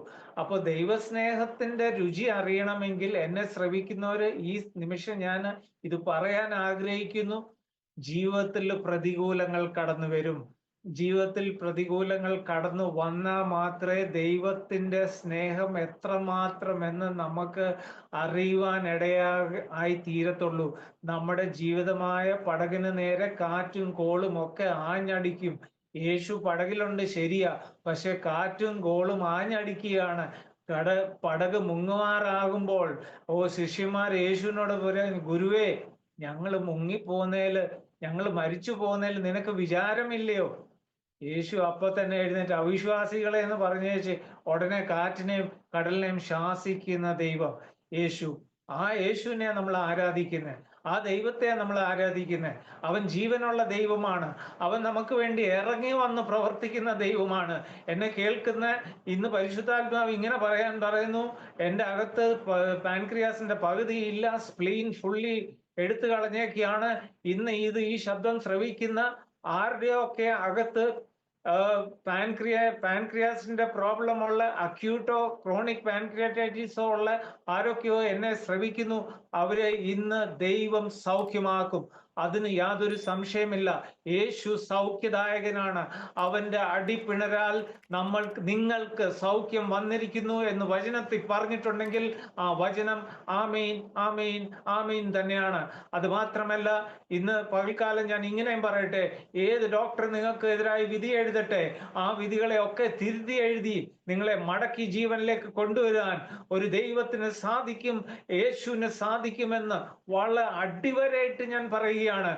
യേശുവിന് അസാധ്യമായത് ഒന്നുമില്ല. അവൻ അസാധ്യങ്ങളെ സാധ്യമാക്കുന്ന ദൈവമാണ്. അത് എൻ്റെ ജീവിതത്തിൽ 1 അല്ല 2 അല്ല 4 പ്രാവശ്യം മരണത്തിന്റെ അണ്ണാക്കിൽ നിന്ന് എൻ്റെ ദൈവം, എൻ്റെ യേശു പുറത്തു കൊണ്ടുവന്ന ഒരു വ്യക്തിയാണ്. ഇന്ന് പകൽക്കാലം നിങ്ങളുടെ മുന്നിലിരുന്ന് നിങ്ങളോട് എൻ്റെ സാക്ഷ്യം ഷെയർ ചെയ്യാൻ സ്വർഗസ്ഥനായ ദൈവം ഇടയാക്കിയത്. അതും അവന്റെ കൃപയാണ്, എൻ്റെ മിടുക്കോ കഴിവോ അല്ല. ഇങ്ങനെ ഒരു സാക്ഷ്യം പറയുവാൻ അവൻ എന്നെ ഒരുക്കി തീർത്തു. അവൻ തന്ന കൃപയാണ്. കൃപയാലായിരിക്കും ഞാൻ നിൽക്കുന്നത്, കൃപയാൽ മാത്രമാണ് എന്ന് ഞാൻ പറയുന്നു.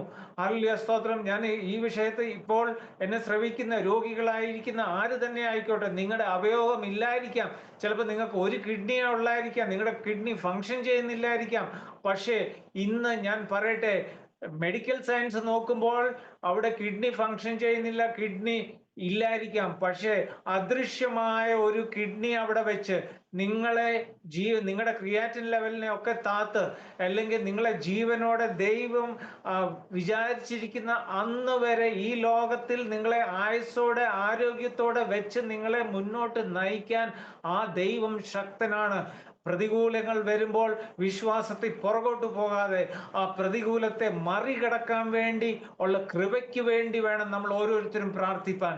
ഞാൻ ഓരോ പ്രതികൂലം വരുമ്പോഴും ദൈവമേ എന്നെ സൗഖ്യമാക്കണമേ എന്നല്ല പ്രാർത്ഥിക്കുന്നത്. എനിക്ക് ഈ വേദന, ഇത് ഞാൻ പറഞ്ഞല്ലോ, അട്ട ചുരുളുന്നത് പോലെ ചുരുണ്ടു പോകും, വല്ലാത്ത വേദനയാണ്. ആ വേദന വന്നപ്പോൾ 94-ൽ ഞാൻ അവിടെ ബിൽറോത്ത് ഹോസ്പിറ്റലിൽ കിടക്കുമ്പോൾ ഞാൻ ദൈവത്തോട് പറഞ്ഞ ഒറ്റ കാര്യമേ ഉള്ളൂ, ദൈവമേ, എൻ്റെ പാപമോ എൻ്റെ കുറ്റമോ എൻ്റെ തെറ്റുകളോ ഒക്കെ ആയിരിക്കാം ഞാൻ ഈ അനുഭവിക്കുന്നത്. എനിക്ക് നിന്നോട് ഒരു പരിഭവമില്ല, ഒരു ക്വസ്റ്റ്യനും ഇല്ല, എന്തുകൊണ്ടെന്നൊരു ക്വസ്റ്റ്യൻ ഇല്ല. പക്ഷേ എനിക്ക് ഈ വേദന സഹിക്കാനുള്ള കൃപ നീ തരണം, അല്ലെങ്കിൽ ഇന്ന് നീ എൻ്റെ ജീവൻ എടുക്കണമെന്ന് 94 ഡിസംബറിൽ ഞാൻ ബിൽറോത്ത് ഹോസ്പിറ്റലിൽ കടന്ന് ദൈവത്തോട് പറയുവാനിടയായി. ആ ദൈവം ഈ വേദന സഹിക്കാൻ ഉള്ള ശക്തിയും അതിൻ്റെ കൃപ ധാരാളമായി എൻ്റെ മേൽ ചൊരിഞ്ഞു എന്നുള്ളതാണ്. ഈ വേദന എത്ര കഠിനമായിട്ട് വന്നാലും എന്നെ ഫോണിൽ പാസ്റ്റർ എന്നെ വിളിക്കുകയാണെങ്കിൽ, ഈ വേദനയുള്ളപ്പോൾ പാസ്റ്റർ എന്നെ ഫോണിൽ വിളിച്ചാൽ എൻ്റെ ശബ്ദം കേട്ടിട്ട് ഒരിക്കലും പാസ്റ്റർ തിരിച്ചറിയാൻ പറ്റത്തില്ല ഞാൻ ഈ വേദന അനുഭവിച്ചുകൊണ്ടിരിക്കുകയാണെന്ന്. പാസ്റ്റർ എന്നെ വിളിച്ചിട്ട് പറയുന്നു, ബ്രദറെ, ഇന്ന വിഷയത്തിന് വേണ്ടി ഒന്ന് പ്രാർത്ഥിക്കുമോ എന്ന് ചോദിച്ചാൽ ആ നിമിഷം ഞാൻ പാസ്റ്ററിന് വേണ്ടി എന്നല്ല, ആര് വിളിക്കുന്നോ ആ വ്യക്തിക്ക് വേണ്ടി പ്രാർത്ഥിക്കാൻ ആ സമയം ഞാൻ എടുക്കും. എൻ്റെ വേദനയുടെ കാര്യം അവരോട് ഞാൻ പറയത്തില്ല. പക്ഷെ അത്ഭുതം എന്ന് പറയട്ടെ, യോബ് ചെയ്തതുപോലെ തന്നെ യോബ് കൂട്ടുകാർക്ക് വേണ്ടി പ്രാർത്ഥിച്ചപ്പോൾ അവന്റെ കൂട്ടുകാരും സൗഖ്യമായെന്ന് മാത്രമല്ല അവന്റെ രോഗവും മാറി. പ്രാർത്ഥിച്ച ആമീൻ പറയുമ്പോൾ എൻ്റെ വേദന മാറും. Price God Jesus. അതുകൊണ്ടല്ല ഞാൻ പ്രാർത്ഥിക്കുന്നത് എൻ്റെ ദൗത്യമായതുകൊണ്ടും മറ്റുള്ളവരുടെ വിഷമം മനസ്സിലാക്കുന്നത് കൊണ്ടും ഞാൻ ഈ വേദനയിൽ കൂടെ കഠിനമായ വേദനയിൽ കൂടെ ഒക്കെ സഞ്ചരിച്ചത് കൊണ്ടുമാണ്. Price God Jesus. അങ്ങനെ ഞാൻ, എൻ്റെ വൈഫ്, അപ്പോൾ എൻ്റെ ഫാദർ നാട്ടിൽ ഞങ്ങളിങ്ങനെ സ്നാനപ്പെടുന്ന കാര്യം പറഞ്ഞപ്പോൾ ഫാദർ പറഞ്ഞു, എടാ എനിക്കും സ്നാനപ്പെടണമെന്ന് ആഗ്രഹമുണ്ട്. അപ്പോൾ ഞാൻ പറഞ്ഞു, ഞാൻ പാസ്റ്ററിനോടൊന്ന് ചോദിക്കട്ടെ. അപ്പം പപ്പ അന്നേരം ആ സമയത്ത് പപ്പ നല്ലൊരു മദ്യപാനിയായിരുന്നു. അമ്മയുടെ വർഷങ്ങളോളം ഉള്ള പ്രാർത്ഥന കൊണ്ട് 87 നാട്ടിൽ വന്നു കഴിഞ്ഞ് 87 പപ്പ മദ്യപാനം നിർത്താനിടയായി. അന്നേരം ഒരു എല്ലാ സഭകളും ചേർന്ന് വന്ന് നടത്തുന്ന ഒരു കൂട്ടായ്മയിൽ പപ്പ പോയി അതിൽ പങ്കെടുക്കുവാനും സ്ഥിരം അതിൽ പോയി പങ്കെടുക്കുവാനും ഒക്കെ ഇടയായി. അങ്ങനെ കുടി കംപ്ലീറ്റ്ലി 87 നിർത്തി. 2014 പപ്പ മരിക്കുന്നത്, 85 വയസ്സുള്ളപ്പോൾ. അതുവരെ പപ്പ ഒരു തുള്ളി പോലും തൊട്ടില്ല എന്ന് മാത്രമല്ല, പപ്പയ്ക്ക് ശാരീരികമായ ഒരു അസ്വസ്ഥയും പ്രയാസവും ഇല്ലായിരുന്നു. മരിക്കുന്നതിന് തലേ ആഴ്ച 2 വാഴവിത്ത് കുഴിച്ചു വെച്ചിട്ടാണ് എൻ്റെ പപ്പ മരിക്കാനിടയായി. അമ്മ 75 വയസ്സുള്ളപ്പോൾ 2003 അമ്മ മരിച്ചു. പപ്പ 2014 മരിച്ചു. അമ്മയ്ക്ക് സെക്കൻഡ് സ്റ്റേജ് ക്യാൻസർ പെട്ടെന്ന് ഡിറ്റക്ട് ചെയ്തു. ഡോക്ടേഴ്സ് പറഞ്ഞു 6 മാസം കൂടെ ജീവിച്ചിരിക്കുകയുള്ളൂ. 6 മാസമായപ്പോൾ ദൈവം അമ്മയെ നിത്യതയിലേക്ക് വിളിച്ചു. പക്ഷെ അമ്മയുടെ ഒരു പ്രാർത്ഥന ഉണ്ടായിരുന്നു, ഞങ്ങളൊക്കെ ഈ കൃപയിലേക്ക് വരണം. അപ്പോൾ അമ്മ അടുത്ത ഒരു പെന്തിക്കോസ് കൂട്ടായ്മ ഉള്ളത് കൊണ്ട് ഫാദറിനോട് പറഞ്ഞു, എനിക്ക് ഇനി നടന്ന് പള്ളി വരെ ഒന്നും വരാനായിട്ട്, കുറച്ച് ദൂരം പടിഞ്ഞാറക്കര മർത്തോമ പള്ളി എത്തണമെങ്കിൽ ഞങ്ങളുടെ അവിടുന്ന് 2 കിലോമീറ്റർ നടക്കണം. നടന്നൊന്നും പള്ളിയിലോട്ട് വരാൻ ഇനി പറ്റത്തില്ല. ഇവിടുത്തെ പെന്തിക്കോസ് കൂട്ടായ്മയിൽ ഞാൻ പൊക്കോട്ടെ എന്ന് ചോദിച്ചപ്പോൾ അപ്പോൾ അതിന് വിരോധമൊന്നും പറഞ്ഞില്ല. അമ്മയെ വിട്ടു. അമ്മ ആ കൂട്ടായ്മയ്ക്ക് പോകാൻ തുടങ്ങി. അപ്പോഴും അമ്മയുടെ ഈ പ്രാർത്ഥന അവിടെ കിടക്കുകയാണ്. ഒരാൾ നമുക്ക് വേണ്ടി പ്രാർത്ഥിക്കുമ്പോൾ ദൈവം ആ പ്രാർത്ഥന കണക്കിടും. യെസ്, നമ്മൾ അറിയുന്നില്ല നമുക്ക് വേണ്ടി ആരൊക്കെ പ്രാർത്ഥിക്കുന്നുണ്ടെന്ന്. Price God Jesus. എനിക്ക് വേണ്ടി ആരൊക്കെ പ്രാർത്ഥിക്കുന്നുണ്ടെന്ന് എനിക്കറിയത്തില്ല. അവരുടെയൊക്കെ പ്രാർത്ഥനയുടെ കരുണ കൊണ്ടാണ് ഞാൻ ഇന്നും നിങ്ങളുടെ മുന്നിൽ ജീവനോടെ ഇരിക്കുന്നത് എന്നുള്ളതിന് യാതൊരു സംശയമില്ല. അപ്പോൾ അങ്ങനെ പപ്പ പാസ്റ്റർ ഷാജിയോട് പറയാനിടയായി. അങ്ങനെ ഷാജി പാസ്റ്റർ പറഞ്ഞു, അതിനെന്നാ കൂട്ടായ്മയ്ക്കൊക്കെ പോകുന്നതല്ലേ, സ്നാനത്തെ പറ്റി എല്ലാം അറിയാമല്ലോ, എന്നാലും നാളെ രാവിലെ ഡ്രസ്സൊക്കെ ആയിട്ട് വരാൻ പറയൂ. രാവിലെ ഒരു ചെറിയ ക്ലാസ്സും കൂടെ ഉണ്ട്, അതുകൂടെ അറ്റൻഡ് ചെയ്തിട്ട് സ്നാനപ്പെടില്ല. അങ്ങനെ പപ്പായും വൈഫും ഞാനും കൂടെ ഡിസംബർ 25, 2001 ഞങ്ങൾ സ്നാനപ്പെടുവാനും, സ്നാനപ്പെടുന്നതിന് 2 ദിവസം മുമ്പ് എനിക്ക് ദൈവം അന്യഭാഷ അവിടുന്ന് നൽകി തരികയും അന്യഭാഷയിൽ ദൈവത്തെ അത് കഴിഞ്ഞ് പിന്നെ എനിക്ക് ശക്തമായി ആരാധിപ്പാൻ ദൈവം അതിനുള്ള വഴിയും വാതിലും തുറന്നു. ദൈവത്തോട് പറഞ്ഞതുപോലെ തന്നെ അനേക വേദികൾ ദൈവം തന്നു അന്നേരത്തെ ആ സാക്ഷ്യം പറയുവാനായി. അങ്ങനെ കാര്യങ്ങൾ മുന്നോട്ട് പോയി. 2001 കഴിഞ്ഞു. ഞാൻ മദർ 2003 മരിച്ചു കഴിഞ്ഞ് എൻ്റെ ഫ്രണ്ട്സ് ഒക്കെ ദുബായിലുണ്ട്. ഞാൻ ഷിപ്പിംഗ് ആൻഡ് ലോജിസ്റ്റിക്സ് ഇൻഡസ്ട്രിയിൽ 28 വർഷം വർക്ക് ചെയ്തതാണ്. കൊച്ചിയിൽ 25 വർഷം, 3 വർഷം ദുബായിൽ. അങ്ങനെ ദുബായിൽ ഞാൻ വർക്ക് ചെയ്തുകൊണ്ടിരുന്ന സമയത്ത് ഏകദേശം 3 വർഷം ആകാറായപ്പോൾ ഈ പാൻക്രിയാറ്റിക് പെയിൻ, അതിശക്തമായ പാൻക്രിയാറ്റിക് പെയിൻ ഉണ്ടായി. അവിടെ എനിക്ക് ഒരു ഗ്യാസ്ട്രോഎൻട്രോളജിസ്റ്റിനെ കണ്ടുമുട്ടാൻ ദൈവം ഇടയാക്കി.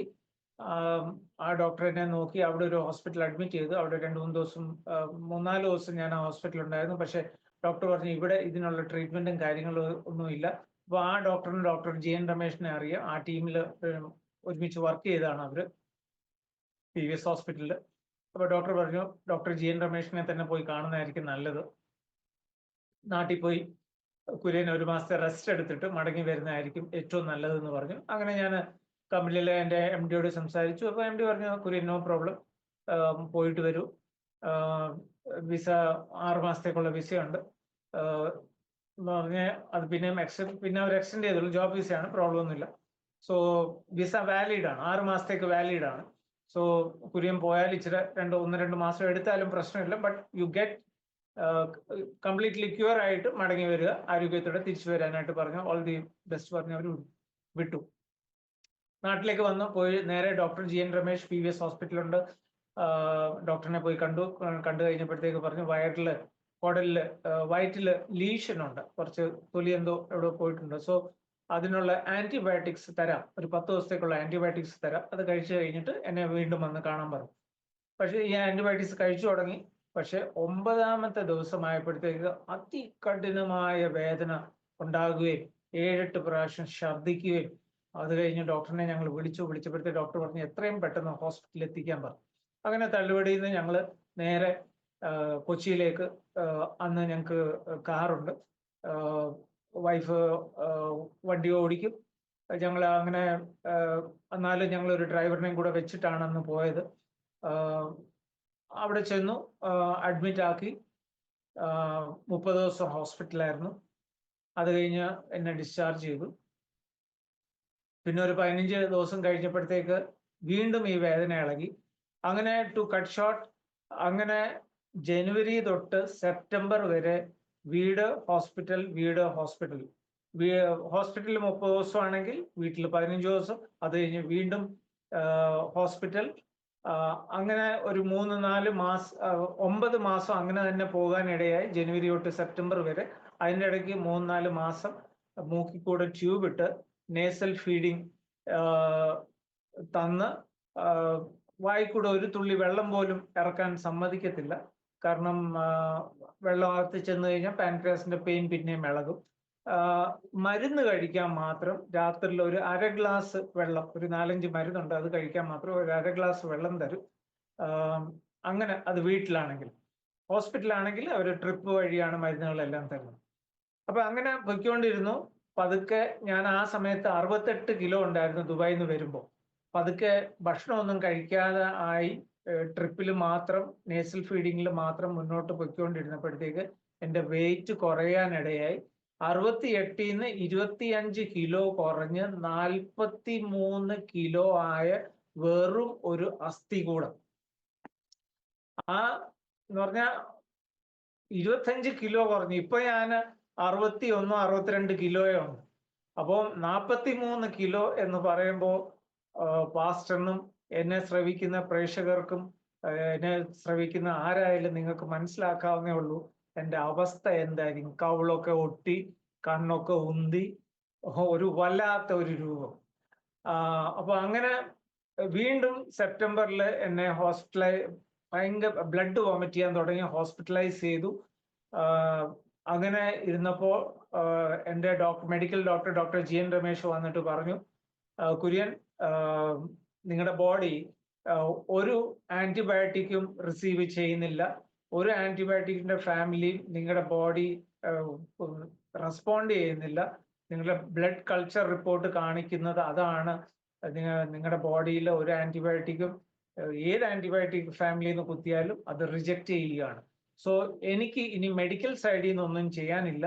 സോ കുര്യനെ ഞാൻ സർജൻസിന്റെ കയ്യിലോട്ട് ഹാൻഡ് ഓവർ ചെയ്യുകയാണെന്ന് എന്നോട് പറഞ്ഞു. അപ്പോൾ MRI സ്കാൻ ഓൾറെഡി എടുത്തു കഴിഞ്ഞു, CT സ്കാൻ എടുത്ത് വേണ്ടിയ ബ്ലഡ് ടെസ്റ്റുകളെല്ലാം ചെയ്ത് കഴിഞ്ഞിട്ടിരിക്കുകയാണ്.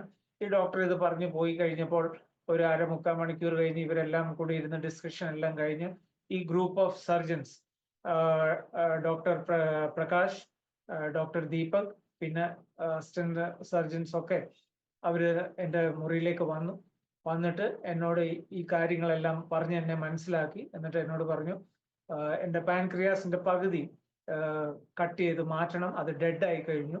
അപ്പൊ അതുപോലെ സ്പ്ലീന് കംപ്ലീറ്റ്ലി ഇൻഫെക്റ്റഡ് ആണ്, അതുകൊണ്ട് സ്പ്ലീനും റിമൂവ് ചെയ്യേണ്ടി വരും. അപ്പൊ ഞാൻ പറഞ്ഞു, ഡോക്ടറെ, പാൻക്രിയാസിന്റെ എത്രയും സേവ് ചെയ്യാൻ പറ്റും അത്രയും അവർ പറഞ്ഞു, ഡോണ്ട് വറി, പാൻക്രിയാസിന്റെ എത്രയും സേവ് ചെയ്യാൻ പറ്റും അത്രയും ഞങ്ങൾ സേവ് ചെയ്യും, പക്ഷെ ഡെഡ് ആയിട്ടിരിക്കുന്ന ഭാഗം റിമൂവ് ചെയ്യാതെ പറ്റത്തില്ല, അത് റിമൂവ് ചെയ്തേ പറ്റുള്ളൂ. So don't worry about that we will take care എന്ന് പറഞ്ഞ് അവർ പറഞ്ഞു പോകുന്നതിന് മുമ്പ് അവർ ഒരു കാര്യം കൂടെ പറഞ്ഞു, പക്ഷെ ഇത്രയും വലിയ ഒരു ഓപ്പറേഷൻ ഈ ബോഡി 43 കിലോ ഉള്ള ഈ ബോഡി താങ്ങത്തില്ല, അതുകൊണ്ട് ഒരു 6-7 കുപ്പി ബ്ലഡ് ഞങ്ങൾ തന്നിട്ട് 3 ബാഗ് പ്രോട്ടീൻ സപ്ലിമെന്റും കൂടെ തരാം. അതിൽ ഒരു ബാഗ് പ്രോട്ടീൻ സപ്ലിമെന്റ് കയറണമെങ്കിൽ 3 മണിക്കൂർ എടുക്കും. അങ്ങനെ ആ പ്രോട്ടീൻ സപ്ലിമെന്റ് തരാൻ ഞാൻ നേരത്തെ പറഞ്ഞതുപോലെ എൻ്റെ വെയിൻസ് ഒന്നും കിട്ടുന്നില്ല, സ്റ്റേബിളായ ഒരു വെയിൻ കിട്ടണം. അതിന് പിന്നെ എന്നെ തിയേറ്ററിൽ കൊണ്ടുപോയി ഇവിടെ കീറിയിട്ട് ഒരു ബട്ടർഫ്ലൈ നീഡിൽ സെൻട്രൽ വെയിനിലേക്ക് കയറ്റി വെച്ച് 3 സ്റ്റിച്ചിൽ നിർത്തിക്കൊണ്ടാണ് ഈ പ്രോട്ടീൻ സപ്ലിമെന്റും ബ്ലഡും എനിക്ക് തരാനിടയായത്. അത് കഴിഞ്ഞ് എന്നെ ഓപ്പറേഷൻ ഡേറ്റ് ആയപ്പം തിയേറ്ററിലോട്ട് മാറ്റി. ഉച്ചയ്ക്ക് ഒരു 12 ആയപ്പോഴത്തേക്ക് മാറ്റി കഴിഞ്ഞ രാത്രിയിൽ 11-11:45 ആയപ്പോഴാണ് എനിക്ക് ബോധം തിരിച്ചു വരുന്നത് ICUയിൽ. അന്നേരം ഈ ഡോക്ടേഴ്സ് എല്ലാം എൻ്റെ ബെഡിന് ചുറ്റും നിപ്പുണ്ട്. എന്നിട്ട് അവർ പറഞ്ഞു, ഒരു നല്ല വാർത്തയുണ്ട്, ഒരു മോശമായ വാർത്തയും വന്നു, ഏത് ആദ്യം കേൾക്കണമെന്ന് ചോദിച്ചു. ഞാൻ പറഞ്ഞു, okay, shoot the bad news, ആദ്യം ആ മോശമായ വാർത്ത എന്താന്നുള്ളത് പറയും. ഞങ്ങള് കുര്യനെ തുറന്നത് ഇങ്ങനെ മേളിൽ നിന്ന് താഴോട്ട് കീറിയിട്ട് ഇടത്ത് വശത്തോട്ട് L ഷേപ്പിലാണ് ഞങ്ങള് തുറന്ന്, ഒരു ബുക്കിന്റെ താള് നമ്മളിങ്ങനെ മറച്ചു വെക്കുന്നത് പോലെ ഇങ്ങനെ സ്കിൻ ഇങ്ങനെ മറച്ചു വെച്ച് ആണ് ഞങ്ങൾ ഈ ഓപ്പറേഷൻ മുന്നോട്ട് നീങ്ങാനായിട്ട് ഞങ്ങൾ തുടങ്ങിയത്. പക്ഷെ ഞങ്ങൾ അൺഎക്സ്പെക്റ്റഡ് ആയ CT സ്കാനിലോ MRIയിലോ ബ്ലഡ് ടെസ്റ്റിലോ ഒന്നും കാണിക്കാത്ത ഒരു സംഭവം കുര്യന്റെ അബ്ഡോമൻ ഏരിയയിൽ കാണാനിടയായി. ഞാൻ ചോദിച്ചു എന്തായിരുന്നു അത്? അത് കുര്യന്റെ അബ്ഡോമൻ ഏരിയ കംപ്ലീറ്റ് പസ്, മഞ്ഞ കളറിലെ പസ് കൊണ്ട് ഫിൽഡ് ആയി കിടക്കുകയാണ്. ഞങ്ങൾക്ക് ഒന്നും വേറൊന്നും കാണാൻ പറ്റുന്നില്ല. അപ്പൊ അവര് പറഞ്ഞു, ഞങ്ങൾ 5 മിനിറ്റ് ഞങ്ങൾ ഷോക്ക്ഡ് ആയിപ്പോയി, ഞങ്ങൾക്ക് എന്ത് ചെയ്യണം എന്ന് അറിയാൻ വയ്യാതെ നിൽക്കുന്ന ഒരു അവസ്ഥയായിരുന്നു അത്. ആ സമയത്ത് ഞങ്ങൾ ഇങ്ങനെ വിചാരിച്ചു, 1 മിനിറ്റ് ഞങ്ങൾ ഇങ്ങനെ ചിന്തിച്ചു, ഞങ്ങൾ ഇതങ്ങ് മൂടിയിട്ട്, ഇപ്പം ഇതിന്റെ കൂടെ ഈ മനുഷ്യന്റെ ലിവറും കിഡ്നിയും ഒക്കെ അഫക്റ്റഡ് ആണെങ്കിൽ ഈ മനുഷ്യൻ എത്ര നാൾ ജീവിച്ചിരിക്കും? May be few months, 3 or 4 അല്ലെങ്കിൽ കൂടിപ്പോയ 6 മാസം ജീവിച്ചിരിക്കുമായിരിക്കും. അത് കഴിഞ്ഞാൽ ഈ മനുഷ്യൻ മരിക്കും. അതുകൊണ്ട് പിന്നെ എന്താ ഓപ്പറേഷൻ ചെയ്തിട്ട് കാര്യമില്ല, ഇത് മൂടാം എന്ന് അവര് തീരുമാനിച്ച് 1 മിനിറ്റ് അവർ അങ്ങനെയും തീരുമാനിക്കാൻ ഇടയായി. അവിടെയാണ് ഞാൻ പറയുന്നത്, ഹല്ലേലൂയ, സ്തോത്രം, ദൈവത്തിന് എല്ലാ മഹത്വം കൊടുത്തും കൊണ്ട് പറയുന്നു, ലോകം എഴുതുന്ന വിധിയെ മാറ്റി എഴുതുന്ന ഒരു ദൈവം സ്വർഗത്തിലുണ്ട്. ഇന്ന് എന്നെ ശ്രവിക്കുന്നവരോട് ഞാൻ പറയട്ടെ, യേശു നിങ്ങളുടെ ലോകം നിങ്ങളെ എന്ത് വേണേ വിധിച്ചോട്ടെ, നിങ്ങളെ എത്ര വേണേ തള്ളിക്കോട്ടെ, നിങ്ങളെ എത്ര വേണേ പൊട്ടക്കിണറ്റിൽ തള്ളിയിട്ടോട്ടെ, അവിടുന്ന് വലിച്ചെടുക്കുവാൻ, നിങ്ങളുടെ ഇപ്പൊ ആയിരിക്കുന്ന അവസ്ഥയിൽ നിന്ന് പുറത്തു കൊണ്ടുവരുവാൻ യേശു ഇന്നും ജീവിച്ചിരിക്കുന്നു. അവൻ ആൽഫയും ഒമേഗയുമാണ്. അതിന് യാതൊരു സംശയമില്ലാത്ത കാര്യമാണ്. Price God Jesus. അവിടെ യേശു ആ തിയേറ്ററിൽ ഇറങ്ങിയെന്ന് ഞാൻ പൂർണ്ണമായി വിശ്വസിക്കുന്നു. യേശു ഇവർക്ക് പേഷ്യൻസ് കൊടുത്തു, ഇവർക്ക് മനസ്സിന്, അവർക്ക് ആ ഒരു എന്താ പറയുന്ന ക്ഷമ കൊടുത്ത് അവര് ഇങ്ങനെ ഡിസൈഡ് ചെയ്തു, എന്തായാലും 7 കുപ്പി ബ്ലഡ് കയറ്റിയതാണ്, ഇത് കീറി തുറന്നപ്പോ കുറെ ബ്ലഡ് നഷ്ടപ്പെടുകയും ചെയ്തു, ഇനി ഈ മനുഷ്യന് ബ്ലഡും കൂടെ കൊടുക്കേണ്ടി വരും. അപ്പൊ എന്തായാലും ഈ പസ് കംപ്ലീറ്റ്ലി സക്കൗട്ട് ചെയ്ത് കളഞ്ഞിട്ട് നോക്കാം എന്ന് അവരൊരു തീരുമാനം എടുത്തു. അങ്ങനെ അവരെ പസ് മുഴുവനും സക്കൗട്ട് ചെയ്ത് പുറത്തെടുത്ത് കളഞ്ഞപ്പോഴത്തേക്ക് അവര് കണ്ടത്, ദൈവത്തിന് മഹത്വം കൊടുത്ത് പറയുന്നു, വേറെ ഒരു ഓർഗൻസിനും, കിഡ്നിക്കോ ലിവറിനോ വേറെ ഒരു വയറിനോ വേറെ ഒരു ഓർഗൻസിനും, വൻകുടലിനോ ചെറിയ കുടലിനോ ഒന്നിനും വേറെ ഒരു കുഴപ്പവുമില്ലായിരുന്നു. അതുകൊണ്ട് അവർ ആ ഓപ്പറേഷൻ മുന്നോട്ട് കൊണ്ടുപോകാനായിട്ട് അവർ തീരുമാനിച്ചു. അങ്ങനെ ആ ഓപ്പറേഷൻ 11 മണിക്കൂർ നീണ്ടു നിന്നു. ഞാൻ വെറും ഒരു അസ്ഥികൂടമായി. അത് കഴിഞ്ഞ അപ്പോഴത്തെ എനിക്ക് വേണ്ടി പ്രാർത്ഥിച്ചവരും എൻ്റെ ഫ്രണ്ട്സും എൻ്റെ റിലേറ്റീവ്സും ഞങ്ങൾ തലവടിയിൽ എനിക്ക് ചുറ്റുമുണ്ടായിരുന്ന ആൾക്കാരും, എന്തിനു പറയുന്നു, ആരുടെയും കുറ്റമല്ല, എനിക്ക് വേണ്ടി പ്രാർത്ഥിച്ചുകൊണ്ടിരുന്ന, ശക്തമായി പ്രാർത്ഥിച്ചുകൊണ്ടിരുന്ന പല പാസ്റ്റേഴ്സ് പോലും അവരുടെ ഹോപ്പ് അവർ എന്നെ വന്ന് ആ അവസ്ഥയിൽ കാണുന്ന ആരും അവരുടെ ഹോപ്പ് വിട്ടുപോകും. അവര് പറഞ്ഞു, റെജി വരും, പക്ഷെ റെജി പെട്ടിയിലേ വരത്തുള്ളൂ. പക്ഷെ ദൈവത്തിന് മഹത്വം കൊടുത്തു പറയട്ടെ, എന്നെ ഹോസ്പിറ്റലിൽ നിന്ന്, ആ ഹോസ്പിറ്റലിന്റെ ചരിത്രത്തിൽ ഇത്രയും വലിയ ഒരു ഓപ്പറേഷൻ കഴിഞ്ഞ്, പ്രത്യേകിച്ച് പാൻക്രിയാസിന്റെ ഈ ഒരു ഓപ്പറേഷന്റെ മെഡിക്കൽ ടേംസിന് അത് വേറെ എന്തോ ആണ് പറയുന്നത്, ആ ഒരു ഓപ്പറേഷൻ കഴിഞ്ഞ ഒരു വ്യക്തി ഹോസ്പിറ്റലിൽ നിന്ന് 1 മാസമോ 2 മാസമോ കിടന്നു കഴിഞ്ഞിട്ട് മാത്രമേ ഡിസ്ചാർജ് ആകാറുള്ളൂ. പക്ഷെ 16ാമത്തെ ദിവസം ഞാൻ ആ ഹോസ്പിറ്റലിൽ നിന്ന് ദൈവം എന്നെ ഡിസ്ചാർജ് ആക്കിയെന്ന് മാത്രമല്ല, ഭവനത്തിലെത്തിയപ്പോ കാറിൽ നിന്ന് ഇറങ്ങി ഞാൻ നടന്ന് ഭവനത്തിന്റെ അകത്തേക്ക് കയറുവാൻ ഇടയായി. ലാസറിനെ ഉയർപ്പിച്ച യേശു, ഹല്ലേലൂയ, എന്നെ താങ്ങി എൻ്റെ കൂടെ അവന്റെ ദൂതന്മാരെ അയച്ചു എന്ന് മാത്രമല്ല, അവൻ എൻ്റെ കരത്തെ പിടിച്ച് അവൻ എൻ്റെ കൂടെ നടന്നു എന്നുള്ളത് ഞാൻ ഇവിടെ എടുത്തു പറയാൻ ആഗ്രഹിക്കുന്നു. അങ്ങനെ ജീവിതം മുന്നോട്ട് പോയി. ഡോക്ടേഴ്സ് പറഞ്ഞു 1 വർഷത്തേക്ക് റെസ്റ്റ് എടുക്കണം എന്ന് പറഞ്ഞു. 1 വർഷത്തേക്ക് റെസ്റ്റ് എടുക്കാൻ പറഞ്ഞു. പക്ഷെ ഞങ്ങൾ അപ്പോഴത്തേക്ക് 2027 ഡിസംബർ ആയപ്പോ ദൈവം ഞങ്ങൾക്ക് വേറൊരു അത്ഭുതം ചെയ്തു. ഞങ്ങളുടെ അവിടെ തലവടിയിലെ വീടും പ്രോപ്പർട്ടിയും വിൽക്കാനിടയായി. അതിൻ്റെ ഇടയ്ക്ക് ഞങ്ങൾ ഇവിടെ ഇന്നിപ്പം ഞങ്ങൾ താമസിക്കുന്ന തോട്ടഭാഗത്താണ്. തോട്ടഭാഗത്ത് ഒരു വീടും പ്രോപ്പർട്ടിയും കണ്ടു. പുതുതായിട്ട് വെച്ചിരിക്കുന്ന വീട്, കോൺട്രാക്ടേഴ്സ് അവരിരിക്കുന്ന വീട് വെച്ച് വിൽക്കുന്നവരാണ്. 3 bedroom ഡബിൾ സ്റ്റോറി ബിൽഡിംഗ്. ഒരിക്കലും ജീവിതത്തിൽ വിചാരിച്ചില്ല ഒരു ഡബിൾ സ്റ്റോറി ബിൽഡിംഗ് ലഭിക്കുമെന്നോ, അല്ലെങ്കിൽ ഇങ്ങനെ ഒരു കോൺക്രീറ്റ് വീട്ടിൽ താമസിക്കാൻ പറ്റുമെന്നോ, അല്ലെങ്കിൽ ഇത്ര ഒരു ചുറ്റുപാട് ദൈവം തരുമെന്നോ ഒന്നും ജീവിതത്തിൽ ചിന്തിക്കാത്ത കാരണമാണ്. വീട് വെക്കണമെന്ന് ആഗ്രഹം ഉണ്ടായിരുന്നു. ദുബായിലായിരുന്ന സമയത്ത് അതിനുള്ള സാമ്പത്തികമൊക്കെ ഞങ്ങള് സ്വരൂപിച്ചുകൊണ്ടിരുന്നു. ആ ഒരു പുതിയ വീട് തലവടി തന്നെ വെക്കണമെന്ന് ഞങ്ങൾ ആഗ്രഹിച്ചു. പക്ഷെ ഹോസ്പിറ്റലൈസേഷൻ കഴിഞ്ഞപ്പോഴത്തേക്ക് ഞങ്ങൾ കടത്തിന്റെ മേൽ കടത്തിൽ നിൽക്കുന്ന ഒരു അവസ്ഥയായി. പക്ഷെ ദൈവം കരുതിയാൽ ആർക്കും ആ ദൈവം വിധിച്ചേക്കുന്ന ദൈവം നിങ്ങൾക്ക് തരാൻ ആഗ്രഹിക്കുന്നത് അത് തക്ക സമയമാകുമ്പോൾ ദൈവം അത് തന്നിരിക്കും.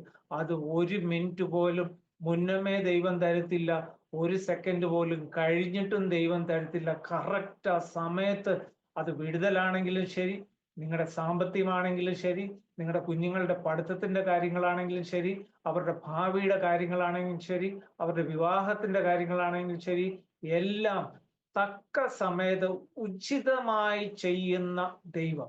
നമുക്ക് വേണ്ടി നന്മയ്ക്കായിട്ട് മാത്രം, തിന്മ ഒരിക്കലും നമുക്ക് വേണ്ടി ചെയ്യാത്ത ആ മഹാദൈവത്തെയാണ് നമ്മൾ ആരാധിക്കുന്നത്. ആ മഹാദൈവത്തെയാണ് നമ്മൾ വിളിച്ചപേക്ഷിക്കുന്നത്. നമ്മുടെ ദൈവം ആരെന്ന് നമ്മൾ മനസ്സിലാക്കണം. അതാ ഞാൻ നേരത്തെ പറഞ്ഞത്, നമ്മൾ രുചിച്ചറിയണം. ആ ദൈവത്തിന്റെ സ്നേഹം രുചിച്ചറിയുവാൻ ഇതുപോലെ ചില പ്രതികൂലത്തിൽ കൂടെ കടന്നു പോകേണ്ടി വരും. അന്നേരം ദൈവമേ എന്തുകൊണ്ട് ഇങ്ങനെ സംഭവിച്ചു എന്നല്ല, ദൈവമേ ഈ പ്രതികൂലത്തിൽ കൂടെ കടന്നു പോകുവാൻ എനിക്ക് നിന്റെ കൃപ വളരെ അത്യാവശ്യമാണ്, അത് എൻ്റെ മേൽ പകരണമേ എന്ന് പ്രാർത്ഥിക്കുമ്പോൾ ദൈവം ആ കൃപ പകരുക മാത്രമല്ല, നമ്മുടെ കരത്തെ പിടിച്ച് ദൈവം നമ്മുടെ കൂടെ ആ പ്രതികൂലത്തിൽ കൂടെ സഞ്ചരിച്ച് നമ്മളെ ചെങ്കടലിനെ അക്കരെ എത്തിക്കുന്ന ദൈവമാണ്. Price God Jesus, hallelujah. അങ്ങനെ ഈ ഭവനം 2007 ഡിസംബർ 25 ഡിസംബർ 25 ഒത്തിരി പ്രാധാന്യമുണ്ട്. ഡിസംബർ 25, 2001 ഞങ്ങൾ സ്നാനപ്പെട്ടത്. ഡിസംബർ 2007 ആയപ്പോൾ ഈ ഭവന പാല് കാച്ചി വീട് കയറി താമസം നടത്താൻ ഇടയാക്കി. രാജു പോകാല പാസ്റ്ററും ആ ചർച്ചിലുള്ളവരും ഒക്കെ വന്ന് പ്രാർത്ഥിച്ച് ഈ ഭവനത്തിൽ ഞങ്ങൾ കയറി താമസം തുടങ്ങുവാൻ ഇടയായി. ദൈവത്തിന്റെ കരുണ കൊണ്ട് ഇതിപ്പോ 2025 ആണ്. ഇതുവരെ ദൈവം ഞങ്ങളെ പോറ്റി പരിപാലിച്ച് അത്ഭുതകരമായി ഞങ്ങളെ വഴി നടത്തുന്നു. വളരെ പെട്ടെന്ന് ഞാൻ ഒരു കാര്യം പറയട്ടെ. ഞാൻ 2024 എനിക്ക് വല്ലാത്തൊരു തീപിടുത്തമുണ്ടായി. ഒരു വല്ലാത്തൊരു ആക്സിഡന്റ് ആയിരുന്നു അത്. ഒട്ടും പ്രതീക്ഷിക്കാതെ കുറച്ച് തുണികൾ ഇച്ചിരി പെട്രോൾ ഒഴിച്ച് കത്തിക്കാനൊക്കെ നോക്കിയതാണ് അത്. പക്ഷെ എൻ്റെ ഫ്രണ്ട് സൈഡ് ഒന്നും കത്തിയില്ല. കത്തൽ മൊത്തം ബാക്ക് സൈഡിലായിരുന്നു. എൻ്റെ പുറമാണ് കത്തിയത്.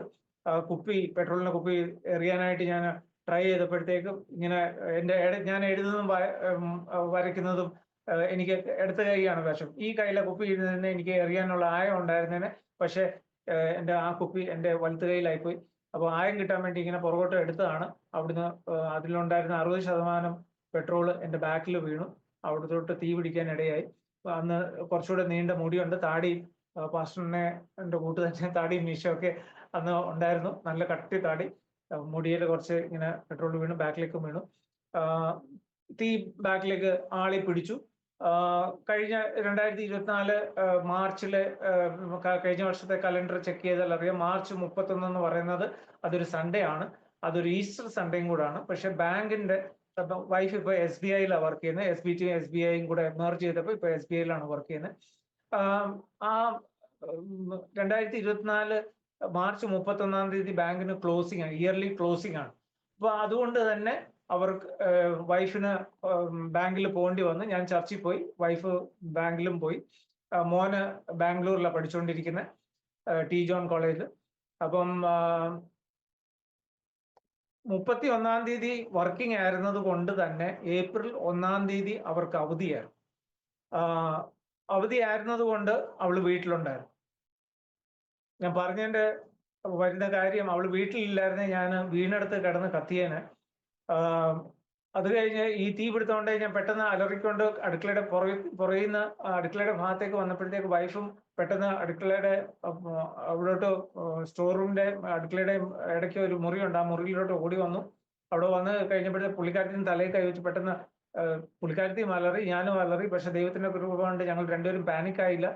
പുള്ളിക്കാരത്തി പെട്ടെന്ന് ഓടി അകത്തോട്ട് പോയി. പുള്ളിക്കാരത്തി എന്തിനാ ഓടി അടുക്കളയിലേക്ക് വീണ്ടും പോയെന്ന് എനിക്കറിയത്തില്ല. പക്ഷെ ചന്ദ്രേക് മേശക് അബുദേവിന് വേണ്ടി 4-മനായി ഇറങ്ങിയ യേശു, ചോദ്യം ഇതാണ്, 580 BC യേശു അവർക്ക് വേണ്ടി നാലാമനായി തീയിലിറങ്ങിയത്. ഇന്നും ആ യേശു നമുക്ക് വേണ്ടി ഇറങ്ങുമോ? തീർച്ചയായിട്ടും ഇറങ്ങും. എൻ്റെ അനുഭവത്തിൽ നിന്ന് ഞാൻ പറയാം, നിങ്ങൾ ഏത് വലിയ പ്രതിസന്ധിയിലാണെങ്കിലും യേശു നിങ്ങൾക്ക് വേണ്ടി ഇറങ്ങണമെങ്കിൽ അവൻ ഇറങ്ങുക തന്നെ ചെയ്യും. വൈഫ് ഓടി അകത്തേക്ക് പോയപ്പോൾ എൻ്റെ ചെവിയിലും മനസ്സിലും ഒരു ശബ്ദം വളരെ ശക്തമായി കമാൻഡ് ചെയ്ത് എന്നോട് പറഞ്ഞു, താഴെ കിടന്നുരുളാൻ പറഞ്ഞു. ഞാൻ ആ നിമിഷം, ഞങ്ങളുടെ വീടിന് ചുറ്റും ഇന്റർലോക്ക് ഇട്ടേക്കാണ്, ടൈൽ ഇന്റർലോക്ക് ചെയ്തേക്കാണ്. ഞാൻ ആ നിമിഷം അവിടെ പുറം കിടന്ന് ഞാൻ ഇങ്ങനെ കിടന്ന് ഉരുളാനിടയായി. തലയിലെ തീ കെടാനായിട്ട്, മുടിയിലെ തീ കെടാൻ തലയിട്ട് ഉരയ്ക്കാനിടയായി. ഇത് ചെയ്തപ്പോഴത്തേക്ക് വൈഫ് അകത്തേക്ക് ഓടി പോയത് ടർക്കി ടവൽ എടുക്കാനായിരുന്നു. അപ്പോഴത്തേക്ക് എനിക്ക് കാണാം എൻ്റെ ഈ കൈ ഇവിടുന്ന്, കയ്യിലും തീ പിടിച്ചിട്ടുണ്ട്. കൈ ഇവിടുന്ന്, തൊലി ഇവിടുന്ന് കത്തി ഇങ്ങനെ ഉരുകി താഴോട്ട് പോകുന്നത് എനിക്ക് കാണാം. ഇവിടെ തീ കത്തിക്കൊണ്ടിരിക്കുകയാണ്. വൈഫ് ടർക്കി ടവൽ എടുത്തോണ്ട് വന്നിട്ട് പറഞ്ഞു, പെട്ടെന്ന് എഴുന്നേക്ക് എന്ന് പറഞ്ഞിട്ട് കയ്യിലെ തീ കെടുത്തണമെന്ന് പറഞ്ഞ അവള് കയ്യിലെ തീ അടിച്ചു കെടുത്തി. ബാക്കിലെ തീയും പെട്ടെന്ന് അവള് കെടുത്തി. കുറച്ച് ഉണ്ടായിരുന്നു, അത് അവൾ പെട്ടെന്ന് കെടുത്തി. അത് കഴിഞ്ഞ് നോക്കിയപ്പോൾ എൻ്റെ ദൈവത്തിന്റെ കൃപ കൊണ്ട് ഞാൻ ഷർട്ടോ ടീഷർട്ടോ ഒന്നും ഇട്ടിട്ടില്ലായിരുന്നു, അല്ലെങ്കിൽ അതും കൂടെ ഉരുകി പിടിച്ചേനെ. നോക്കുമ്പോൾ എൻ്റെ 3/4 തീ മേളിലോട്ട് പതുക്കെ ചെറിയ ബ്ലൂ ഫ്ലെയിംസ് കയറി വരുന്നു. വൈഫ് പറഞ്ഞു പെട്ടെന്ന് 3/4 ഊരിക്കളയാൻ പറഞ്ഞു. ഊരിക്കളഞ്ഞു. എന്നോട് ചോദിച്ചു എന്ത് ചെയ്യണം? നേരെ ഹോസ്പിറ്റലിൽ എത്തിക്കാൻ പറഞ്ഞു. നേരെ TMM ഹോസ്പിറ്റലിൽ എത്തിച്ചു. അവിടെ എത്തിച്ചു കഴിഞ്ഞപ്പോഴത്തേക്ക് TMM തിരുവല്ല ഹോസ്പിറ്റലിൽ എത്തിച്ചു. അവർ പറഞ്ഞു, അപ്പൊ അവരോട് ഞാൻ പറഞ്ഞു എൻ്റെ സ്പ്ലീൻ എടുത്തു കളഞ്ഞേക്കാണ്, അതുകൊണ്ട് ഇമ്മ്യൂണിറ്റി പവർ 0 ആണ്, എൻ്റെ പാൻക്രിയസ് ഹാഫ് റിമൂവ്ഡ് ആണ്. അപ്പൊ അവർ ഷുഗർ നോക്കിയപ്പോൾ അന്നേരം ഷുഗർ 500 നിൽക്കുക. അപ്പൊ അവര് പറഞ്ഞു, ഞങ്ങൾക്ക് ഈ പേഷ്യന്റിനെ ട്രീറ്റ് ചെയ്യാൻ 25% ബേണുമുണ്ട്, ഈ വ്യക്തി രക്ഷപ്പെടത്തില്ല, ഈ വ്യക്തി മരിച്ചു പോകും, ഒരു സംശയമില്ല ആ കാര്യത്തിൽ നിന്ന് ഡോക്ടേഴ്സ് അവിടെ തീർത്തും പറഞ്ഞു. പിന്നെ എൻ്റെ പുറകിൽ നിന്നുള്ള തൊലി എല്ലാം വലിച്ചെടുത്ത് ഒരു കൈയുള്ള ബനിയൻ നമ്മൾ ഇട്ടാൽ എങ്ങനെ ഇരിക്കും അതുപോലെ ഫുൾ ബാൻഡേജ് ചെയ്ത്, ഈ കൈയും എല്ലാം ബാൻഡേജ് ചെയ്ത്, എന്നിട്ട് അവർ പറഞ്ഞു ഇത് ഐസൊലേഷൻ ICUയിൽ തന്നെ ട്രീറ്റ് ചെയ്യണം, ഇവിടെ ട്രീറ്റ് ചെയ്യാനുള്ള ഒരു സംവിധാനവും ഇല്ല, ഐസൊലേഷൻ ICUയിൽ ട്രീറ്റ് ചെയ്തേ പറ്റത്തുള്ളൂ, അല്ലെ ഇൻഫെക്ഷൻ കയറും, ഇൻഫെക്ഷൻ കയറിയ ആള് മരിക്കും. അതുകൊണ്ട് ഐസൊലേഷൻ ICU ഉള്ളത് ബിലീവേഴ്സ് ഹോസ്പിറ്റലിൽ മാത്രമേ ഉള്ളൂ. അതും 2 ഐസൊലേഷൻ ICU മാത്രമേ അവിടെ ഉള്ളൂ. അത് ഫ്രീ ആണോ ഇല്ലയോ എന്ന് ഞങ്ങൾക്ക് അറിയത്തില്ല, ഞങ്ങൾ വിളിച്ചു ചോദിക്കട്ടെ എന്ന് അവർ പറഞ്ഞു. ഞാൻ ഇവിടെ പറയാൻ, ഹൈലൈറ്റ് ചെയ്യാൻ ഒരു കാര്യം ആഗ്രഹിക്കുന്നു. നമ്മളൊരു പ്രതിസന്ധി കൂടെ കടന്നു പോകും, നമ്മളൊരു അവസ്ഥയിൽ കൂടെ കടന്നു പോകും, നമ്മളൊരു ആക്സിഡന്റിൽ കൂടെ കടന്നു പോകും എന്ന് ഇതൊക്കെ മുന്നമേ അറിയുന്ന, നമ്മള് അമ്മയുടെ ഉദരത്തിൽ ഉരുവാകുന്നതിന് മുമ്പേ നമ്മളെ അറിഞ്ഞ ദൈവത്തിന് അറിയാം. എന്തിന്? ഈ ലോക സ്ഥാപനത്തിന് മുമ്പ് തന്നെ അവന്റെ ഡയറിയിൽ പാസ്റ്റിനെ കുറിച്ചും എന്നെക്കുറിച്ചും എന്നെ ശ്രവിക്കുന്ന ഓരോ വ്യക്തികളെ കുറിച്ചും അവൻ എഴുതി വെച്ചിട്ടുണ്ട്. അവനറിയാം നാളെ നമുക്ക് എന്താ സംഭവിക്കാൻ പോകുന്നതെന്ന്. നമ്മൾ ആ പ്രതികൂലത്തിൽ കൂടെ കടന്നു പോകുന്നതിന് മുമ്പേ അവൻ എല്ലാം ഒരുക്കി വെച്ചിട്ട് അവൻ നമ്മളെ അതിൽ കൂടെ കടത്തി വിടത്തുള്ളൂ. ഇസ്രായേലിൽ നിന്ന് ഇസ്രായേൽ ജനത്തെ വിടുവിച്ചപ്പോൾ ദൈവത്തിന് അറിയാൻ ചെങ്കടലുണ്ടെന്ന്. പക്ഷേ ആ ചെങ്കടലിന്റെ മുന്നിൽ എത്തിച്ചപ്പോൾ ദൈവമേ ഞങ്ങൾ എന്തോ ചെയ്യണമെന്ന് ചോദിച്ചപ്പോഴത്തേക്ക് ആ ചെങ്കടലിനെ വിഭാഗിച്ച് മാറ്റിയ ഒരു ദൈവം ഇന്നും ജീവിച്ചിരിക്കുന്നു. അവൻ എന്നേക്കും ജീവിച്ചിരിക്കുന്ന, അവൻ ആൽഫയും ഒമേഗയുമാണ്. അവർ ബിലീവേഴ്സ് ഹോസ്പിറ്റലിൽ വിളിച്ചു ചോദിച്ചപ്പോൾ അവർ പറഞ്ഞത് ഒരു ഐസൊലേഷൻ ICUന്ന് ഞങ്ങൾ പേഷ്യന്റിനെ റിമൂവ് ചെയ്യുകയാണ് 10 മിനിറ്റിന്റെ അകത്ത്, 10 മിനിറ്റിൽ ഞങ്ങൾ തിരിച്ചു വിളിക്കാമെന്ന് പറഞ്ഞു. അങ്ങനെ തിരിച്ചു വിളിച്ചു. അവിടെ കൊണ്ടുപോയി അവർ ബാൻഡേജ് എല്ലാം ഊരി നോക്കി. അവരും പറഞ്ഞു ഇത് വല്ലാത്ത ബേണാണ്, ഇയാളിനെ തിരിച്ചു കിട്ടുമെന്ന് ഒരു കാര്യം ഞങ്ങൾക്ക് ഒരു ഉറപ്പുമില്ല. കാരണം ഇൻഫെക്ഷൻ കയറും, ഇൻഫെക്ഷൻ കയറിയാൽ തീർന്നു, ഈ മനുഷ്യൻ മരിക്കും, അതിന് ഒരു സംശയമില്ല. ഇമ്മ്യൂണിറ്റി പവർ ഇല്ലാത്തതുകൊണ്ട് ഇൻഫെക്ഷൻ കയറും എന്നുള്ളത് അവർ 200% അവർ തീരുമാനിച്ച കാര്യമാണ്. പിന്നെ നോക്കുമ്പോൾ എൻ്റെ ഡയബറ്റിക് 500 നിൽക്കുന്നു, എൻ്റെ ബ്ലഡ് റീഡിങ് 500 നിൽക്കുന്നു, ഷുഗർ റീഡിങ് 500 നിൽക്കുന്നു. അപ്പോ ഹീലാകാനും ഒത്തിരി മാസങ്ങൾ എടുത്തു എന്ന് വരും. അപ്പൊ ഡോക്ടേഴ്സ് ഈ കാര്യങ്ങളെല്ലാം പറഞ്ഞു. എന്നിട്ട് അവർ പറഞ്ഞു നമുക്ക് പ്ലാസ്റ്റിക് സർജറി ചെയ്യണം. 5-ാം തീയതി ഞങ്ങൾ ബാക്കി ഡോക്ടേഴ്സ്, ഗ്യാസ്ട്രോ എൻട്രോളജി ഡിപ്പാർട്ട്മെന്റും എല്ലാവരുമായിട്ട് ഞങ്ങൾ ഡിസ്കസ് ചെയ്ത് കഴിഞ്ഞിട്ട് മാത്രമേ ഞങ്ങളത് ചെയ്യത്തുള്ളൂ. ഞങ്ങൾ അത് പറയാമെന്ന് പറഞ്ഞു. 4-ാം തീയതി വന്നിട്ട് പറഞ്ഞു നാളെ 5-ാം തീയതി പ്ലാസ്റ്റിക് സർജറി ഞങ്ങൾ സെക്കൻഡ് ഒപ്പീനിയൻ എടുത്തു. അപ്പോഴും ഡോക്ടേഴ്സ് ഞങ്ങളോട് പറഞ്ഞത് പ്ലാസ്റ്റിക് സർജറി ചെയ്യുന്നതായിരിക്കും നല്ലതെന്ന് പറഞ്ഞു. പ്ലാസ്റ്റിക് സർജറിയുടെ തലേ ദിവസം 4-ാം തീയതി എൻ്റെ മോൻ ബാംഗ്ലൂരിൽ നിന്ന് വരാനിടയായി. 5-ാം തീയതി പ്ലാസ്റ്റിക് സർജറി ചെയ്തു. എൻ്റെ മുട്ടുതൊട്ട് ഇന്നർ തൈ വരെ, അകത്തെ തുട വരെ 6 ഇഞ്ചില് 2 തുടയുടെ 3 സൈഡിൽ നിന്നും തൊലി എടുത്താണ് പുറകിൽ പിടിപ്പിച്ചത്. Praise God Jesus, hallelujah. എന്നാലും ഡോക്ടേഴ്സ് പറഞ്ഞു ഇൻഫെക്ഷൻ കയറും. ഇൻഫെക്ഷൻ തീർച്ചയായിട്ടും കയറും. ഇൻഫെക്ഷൻ കയറിയ ഇത് വല്ലാത്ത ഒരു അവസ്ഥയിലേക്ക് പോകും എന്ന് പറഞ്ഞ് അവര് ഐസൊലേഷൻ ICUയുടെ സെൻട്രലൈസ്ഡ് AC ആണ്. ആ AC വെന്റ് വരെ അവര് ക്ലോസ് ചെയ്തു. എന്നിട്ട് ഒരു പെഡസ്റ്റൽ ഫാൻ വെച്ച് തന്നു. കാരണം ആ AC വെന്റിൽ കൂടെ ഒരു മുറിയിന്നോ വാടിയെന്നോ ഇൻഫെക്ഷൻ കയറി വരാൻ പാടില്ല. ഒരു വൈറസോ ബാക്ടീരിയ ഒരു സാധനവും കയറി വരാൻ ഒരു ഇൻഫെക്ഷനും കയറി വരാൻ പാടില്ല. അതുകൊണ്ട് അത് അവർ ബ്ലോക്ക് ചെയ്തു. അങ്ങനെ അവര് വളരെ സൂക്ഷ്മതയോടെ എന്നെ കൈകാര്യം ചെയ്യാൻ ഇടയായി. 11 ദിവസം ICU കിടന്നു, 17 ദിവസം ഹോസ്പിറ്റലിൽ ഉണ്ടായിരുന്നു. ഡോക്ടേഴ്സ് പറഞ്ഞു ഒറ്റ കാര്യമേ കുര്യന് ചെയ്യാൻ പറ്റത്തുള്ളൂ, ഞങ്ങൾ തരുന്ന ഭക്ഷണം മുഴുവൻ കഴിച്ചോണം. സത്യം പറയട്ടെ പാസ്റ്ററെ, എന്നെ കേൾക്കുന്നവരോട് പറയാം, എനിക്ക് രാവിലെ 6 മണിക്ക് എഴുന്നേറ്റ പിന്നെ വൈകുന്നേരം കിടന്നുറങ്ങുന്നവരെ കഴിക്കാൻ മാത്രമേ സമയമുള്ളൂ. രാവിലെ 2 മുട്ട കഴിക്കണം, പിന്നെ ബ്രേക്ക്ഫാസ്റ്റ് വരും, അത് കഴിയുമ്പോഴത്തേക്ക് ചിക്കൻ സൂപ്പ് വരും, പിന്നെ ജ്യൂസ് വരും, പിന്നെ പ്രോട്ടീൻ സപ്ലിമെന്റ് ഉള്ള ചേർത്തിരിക്കുന്ന പാല് കൊണ്ടുവരും. അതാകുമ്പോഴത്തേക്ക് ഉച്ചക്കത്തെ ഊണ് കഴിക്കാനുള്ള സമയമാവും. അതിൻ്റെ അകത്ത് ചെറുപയറും വൻപയറും ഒക്കെ അതിന്റെ കൂടെ കാണും. അങ്ങനെ ഹൈ പ്രോട്ടീൻ ഫുഡാണ് അവർ തന്നുകൊണ്ടിരുന്നത്. ഞാൻ കഴിക്കാനോ, കാരണം രക്ഷപ്പെടാൻ ഇനി ഒരു മാർഗ്ഗമില്ല, ഈ ഭക്ഷണം നല്ലപോലെ കഴിച്ചേ പറ്റത്തുള്ളൂ. അതുകൊണ്ട് തരുന്ന ഭക്ഷണം മുഴുവൻ ഞാൻ നല്ലപോലെ കഴിക്കും. എനിക്കറിയത്തില്ല പാസ്റ്ററെ, 4-5 ദിവസം വയറ്റിൽ നിന്ന് പോലും ഇല്ല. പക്ഷെ ഇതൊക്കെ എങ്ങനെ ദഹിച്ചു? എന്റെ തമ്പുരാനെ അങ്ങ് ദഹിപ്പിച്ച് തന്നെന്നല്ലാതെ എനിക്കൊന്നും പറയാനില്ല. അത് മാത്രമല്ല, ഇത്രയും ഹൈ പ്രോട്ടീൻ ഫുഡ് എനിക്ക് പാൻക്രിയാസിന് പ്രോബ്ലം ഉള്ളത് കൊണ്ട് കഴിക്കാൻ പറ്റത്തില്ല. ഇപ്പൊ ഞാൻ അങ്ങനെ അതുപോലെ ഹൈ പ്രോട്ടീൻ ഫുഡ് കഴിച്ചു കഴിഞ്ഞാൽ എന്റെ പാൻക്രിയാറ്റിക് പെയിൻ ഇളകാനിടയാകും. അവിടെ ചെറിയ തോതിൽ ഇളകി, പക്ഷെ ദൈവം അതിന് ശമനം തന്നു. അത് ഹൈ ലെവലിൽ വരാതെ ദൈവം കാത്തു. കാരണം എന്നാന്ന് ചോദിച്ചു കഴിഞ്ഞാൽ, അത് വന്നു കഴിഞ്ഞാൽ CT സ്കാൻ ചെയ്യേണ്ടി വരും. CT സ്കാൻ ചെയ്യാൻ അപ്പൊ പ്ലാസ്റ്റിക് സർജറി ഓപ്പറേഷൻ കഴിഞ്ഞു. ഞാൻ എൻ്റെ ഡോക്ടേഴ്സിനോട്, പ്ലാസ്റ്റിക് സർജൻസിനോട് ചോദിച്ചപ്പോൾ അവർ പറഞ്ഞു, ഈ തൊലി ഒന്ന് നിങ്ങളുടെ ദേഹത്ത് ജസ്റ്റ് ഒന്ന് പിടിക്കണേ തന്നെ 3 ആഴ്ചയെങ്കിലും എടുക്കും. അപ്പൊ എനിക്ക് 7-8 പ്രാവശ്യം CT സ്കാൻ ചെയ്തിട്ടുള്ളത്, MRI ഒക്കെ ചെയ്തിട്ടുള്ളതായതുകൊണ്ട് എനിക്ക് വളരെ വ്യക്തമായിട്ട് അറിയാം, ആ ബെഡിൽ അവർ അങ്ങോട്ടും ഇങ്ങോട്ടും നീങ്ങും. അപ്പൊ ഈ പുറകി വെച്ചിരിക്കുന്ന തൊലി ഇളകിപ്പോവും.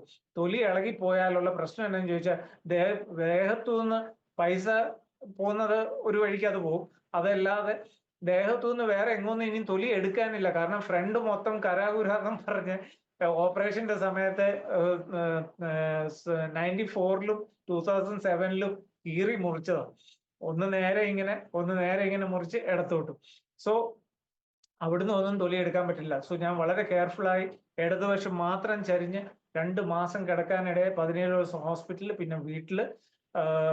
അത്ഭുതം എന്ന് പറയട്ടെ, ഈ തൊടയുന്ന തൊലി എടുത്തപ്പോൾ ഡോക്ടേഴ്സ് പറഞ്ഞത്, ഒരു ബൈക്ക് ആക്സിഡന്റ് ഉണ്ടാകുമ്പോൾ നമ്മുടെ തൊലി റോഡുമായിട്ട് നമ്മൾ ഒരഞ്ഞു പോയി കഴിയുമ്പോൾ നമ്മുടെ തൊലി എങ്ങനെ ഒരഞ്ഞു പോകുമോ അതേ എഫക്റ്റ് ആണ് ഈ തൊടയിലുള്ള. അപ്പൊ അതും മുറിവാണ്. അപ്പൊ അതും ഉണങ്ങണം, ബാക്കിലെ മുറിവും ഉണങ്ങണം. ഇമ്മ്യൂണിറ്റി പവർ ഇല്ല, ഇൻഫെക്ഷൻ കയറാനുള്ള സാധ്യതയുണ്ട്. ഷുഗർ ആണെങ്കിൽ വളരെ ഹൈ ആയി നിൽക്കുന്നു. എങ്ങനെ ഇത് പെട്ടെന്ന് ഹീലാവും? പാസ്റ്ററെ, അത്ഭുതം എന്ന് പറയട്ടെ, 2 മാസം കൊണ്ട് എൻ്റെ തൊടയിലെയും എൻ്റെ പുറകിലത്തെയും തൊലിയെല്ലാം പിടിച്ചു എന്ന് മാത്രമല്ല, എല്ലാ മുറിവുകളും തമ്പുരാൻ അവിടുന്ന് ഉണക്കി തന്നു, അവിടുന്ന് കരിയിച്ചു തന്നു. ഞാൻ പൂർണ്ണമായി വിശ്വസിക്കുന്ന എൻ്റെ യേശു എൻ്റെ ഉച്ചി തൊട്ട് ഉള്ളംകാല് വരെ ഒന്ന് തലോടിയപ്പോ അതെല്ലാം സൗഖ്യമായി. Praise God. ഹോസ്പിറ്റലിൽ കിടന്നപ്പോൾ, ഹല്ലേലൂയ, ഹോസ്പിറ്റലിൽ കിടന്ന സമയത്ത് ഈ കൈ ഞാൻ ഇങ്ങനെ കൈയിലെല്ലാം ബാൻഡേജ് കെട്ടിയേക്ക്, വിരലെല്ലാം നീര് വെച്ചിരിക്കുക. ഞാൻ ദൈവത്തോട് പറഞ്ഞ ഒരു കാര്യമുണ്ട്, ദൈവമേ, ഞാൻ നിന്നെ അറിഞ്ഞ കാലം തൊട്ട്, പെന്തിക്കോസ് അനുഭവത്തിൽ വന്ന കാലം മുതല് അന്യഭാഷയിൽ നല്ലപോലെ കൈയടിച്ച് നിന്നെ ഒത്തിരി ഞാൻ ആരാധിച്ചിട്ടുള്ളതാണ്. ഇനി ഞാൻ ഈ കൈ കൊണ്ട് നിന്നെ എങ്ങനെ ആരാധിക്കും? ഞാൻ എൻ്റെ കൈ സൗഖ്യമാക്കണമെന്നോ മുറിവുകൾ ഉണങ്ങണമെന്നോ അല്ല പ്രാർത്ഥിച്ചത്. ഞാൻ പ്രാർത്ഥിച്ചത്, ദൈവമേ, ഈ കൈ കൊണ്ട് ഇനി എനിക്ക് നിന്നെ ആരാധിക്കാൻ പറ്റത്തില്ലല്ലോ എന്ന് ICU കിടന്നൊന്ന് പ്രാർത്ഥിക്കാനിടയായി. അപ്പൊ ദൈവത്തിനറിയാം, ഇവനെ സൗഖ്യമാക്കുമ്പോ ഇവന് പണ്ടത്തെക്കാളും കൂടുതൽ തുള്ളിച്ചാടി അന്യഭാഷയിൽ മറ്റുള്ളവർ കാണത്തക്കോണം, അല്ലെങ്കിൽ മറ്റുള്ളവര് എന്ത് കാണുമെന്നോ എന്ത് പറയുന്നു എനിക്ക് ഇന്നും വിഷയമല്ല, അന്നും വിഷയമല്ലായിരുന്നു. ഹല്ലേലൂയ, സ്തോത്രം. ദൈവത്തെ സ്തുതിക്കുന്നു. ആ മഹത്വം അർഹിക്കുന്ന ആ ദൈവത്തെ ഞാൻ സ്തുതിക്കുന്നതും ആരാധിക്കും. മനസ്സ് തുറന്ന് ഒരു ഭ്രാന്തനെ പോലെ പരിസരം നോക്കാതെ ആ ദൈവത്തെ ആരാധിക്കുമെന്ന് ദൈവത്തിന് അറിയാം. ആ മനസ്സിന്റെ നല്ല വിചാരങ്ങളെ അറിയുന്ന ദൈവം എന്നെ സൗഖ്യമാക്കി ഇന്ന് നിങ്ങളുടെ മുന്നിൽ ഇരുത്തിയിരിക്കുന്നു. എനിക്ക് ഈ സമയം തന്ന ആരോമ ടിവിയുടെ ഫൗണ്ടറായിരിക്കുന്ന പാസ്റ്റർ ഡാനിയൽ ജോണിനോട് ഞാൻ ദൈവത്തിന്റെ നാമത്തിൽ വളരെ നന്ദി അറിയിക്കുന്നു. എന്നെ ഇത്രയും നേരം ശ്രവിച്ച എല്ലാ പ്രേക്ഷകർക്കും, എല്ലാ വ്യക്തികൾക്കും ദൈവനാമത്തിൽ നന്ദി അറിയിച്ചും കൊണ്ട് ദൈവനാമ മഹത്വത്തിന് വേണ്ടി ഇതായിത്തീരട്ടെ എന്ന് പ്രാർത്ഥിച്ചുകൊണ്ട് ഞാൻ നിർത്തുന്നു. മഹാപരിശുദ്ധനായ സ്വർഗീയ പിതാവേ, ഈ നല്ല സമയത്തിന് വേണ്ടി സ്തോത്രം ചെയ്ത് പ്രാർത്ഥിക്കുന്നു. ദൈവമേ, ഇന്ന് പകൽക്കാലം ദൈവമേ പാസ്റ്റർ ഡാനിയൽ ജോണിനും അടിയനും ദൈവമേ ഇങ്ങനെ മുഖാമുഖം കണ്ട് ദൈവമേ അടിയന്റെ ടെസ്റ്റ് മണി ഷെയർ ചെയ്യുവാനും ഞങ്ങൾ ഒരു മനസ്സോടെ ഒരു ഹൃദയത്തോടെ ഐക്യതയുടെ ആത്മാവിൽ അങ്ങയുടെ സന്നിധിയിൽ കടന്നു വരുവാൻ അങ്ങ് തന്ന ഈ നല്ല അവസരത്തിന് വേണ്ടി സ്തോത്രം. എന്നെ ശ്രവിച്ച, എന്റെ സാക്ഷ്യം കേട്ട, എന്നെ കണ്ട, ഓൺലൈനിൽ കണ്ട എല്ലാ വ്യക്തികൾക്ക് വേണ്ടിയും പ്രാർത്ഥിക്കുന്നു. ദൈവമേ, അങ്ങ് പറഞ്ഞിരിക്കുന്ന 2 or 3 പേർ എന്റെ നാമത്തിൽ എവിടെ കൂടിയാലും അവരുടെ മധ്യേ ഞാനുണ്ട്. ഞങ്ങൾ ഓൺലൈനിൽ ഇങ്ങനെ കൂടിയിരിക്കുമ്പോൾ ഞങ്ങളുടെ മധ്യേ അങ്ങുണ്ടെന്ന് ഞങ്ങൾ പൂർണ്ണമായി വിശ്വസിക്കുന്നു. ദൈവമേ, ഇത് ആരൊക്കെ കാണുന്നു, എവിടെ നിന്നൊക്കെയാണ് ഇതിലേക്ക് സൈൻ ഇൻ ചെയ്തിരിക്കുന്നത്, ജോയിൻ ചെയ്തിരിക്കുന്നത് ഒന്നും അടിയൻ അറിയത്തില്ല. ഈ ലോകത്തിന്റെ ഏതൊക്കെ ഭാഗത്തു നിന്ന്, ഏതൊക്കെ സ്റ്റേറ്റിൽ നിന്ന്, ഏതൊക്കെ ജില്ലയിൽ നിന്ന് ദൈവമേ ഇതിൽ വ്യക്തികൾ ജോയിൻ ചെയ്തിട്ടുണ്ടെന്ന് എനിക്ക് അറിയത്തില്ല.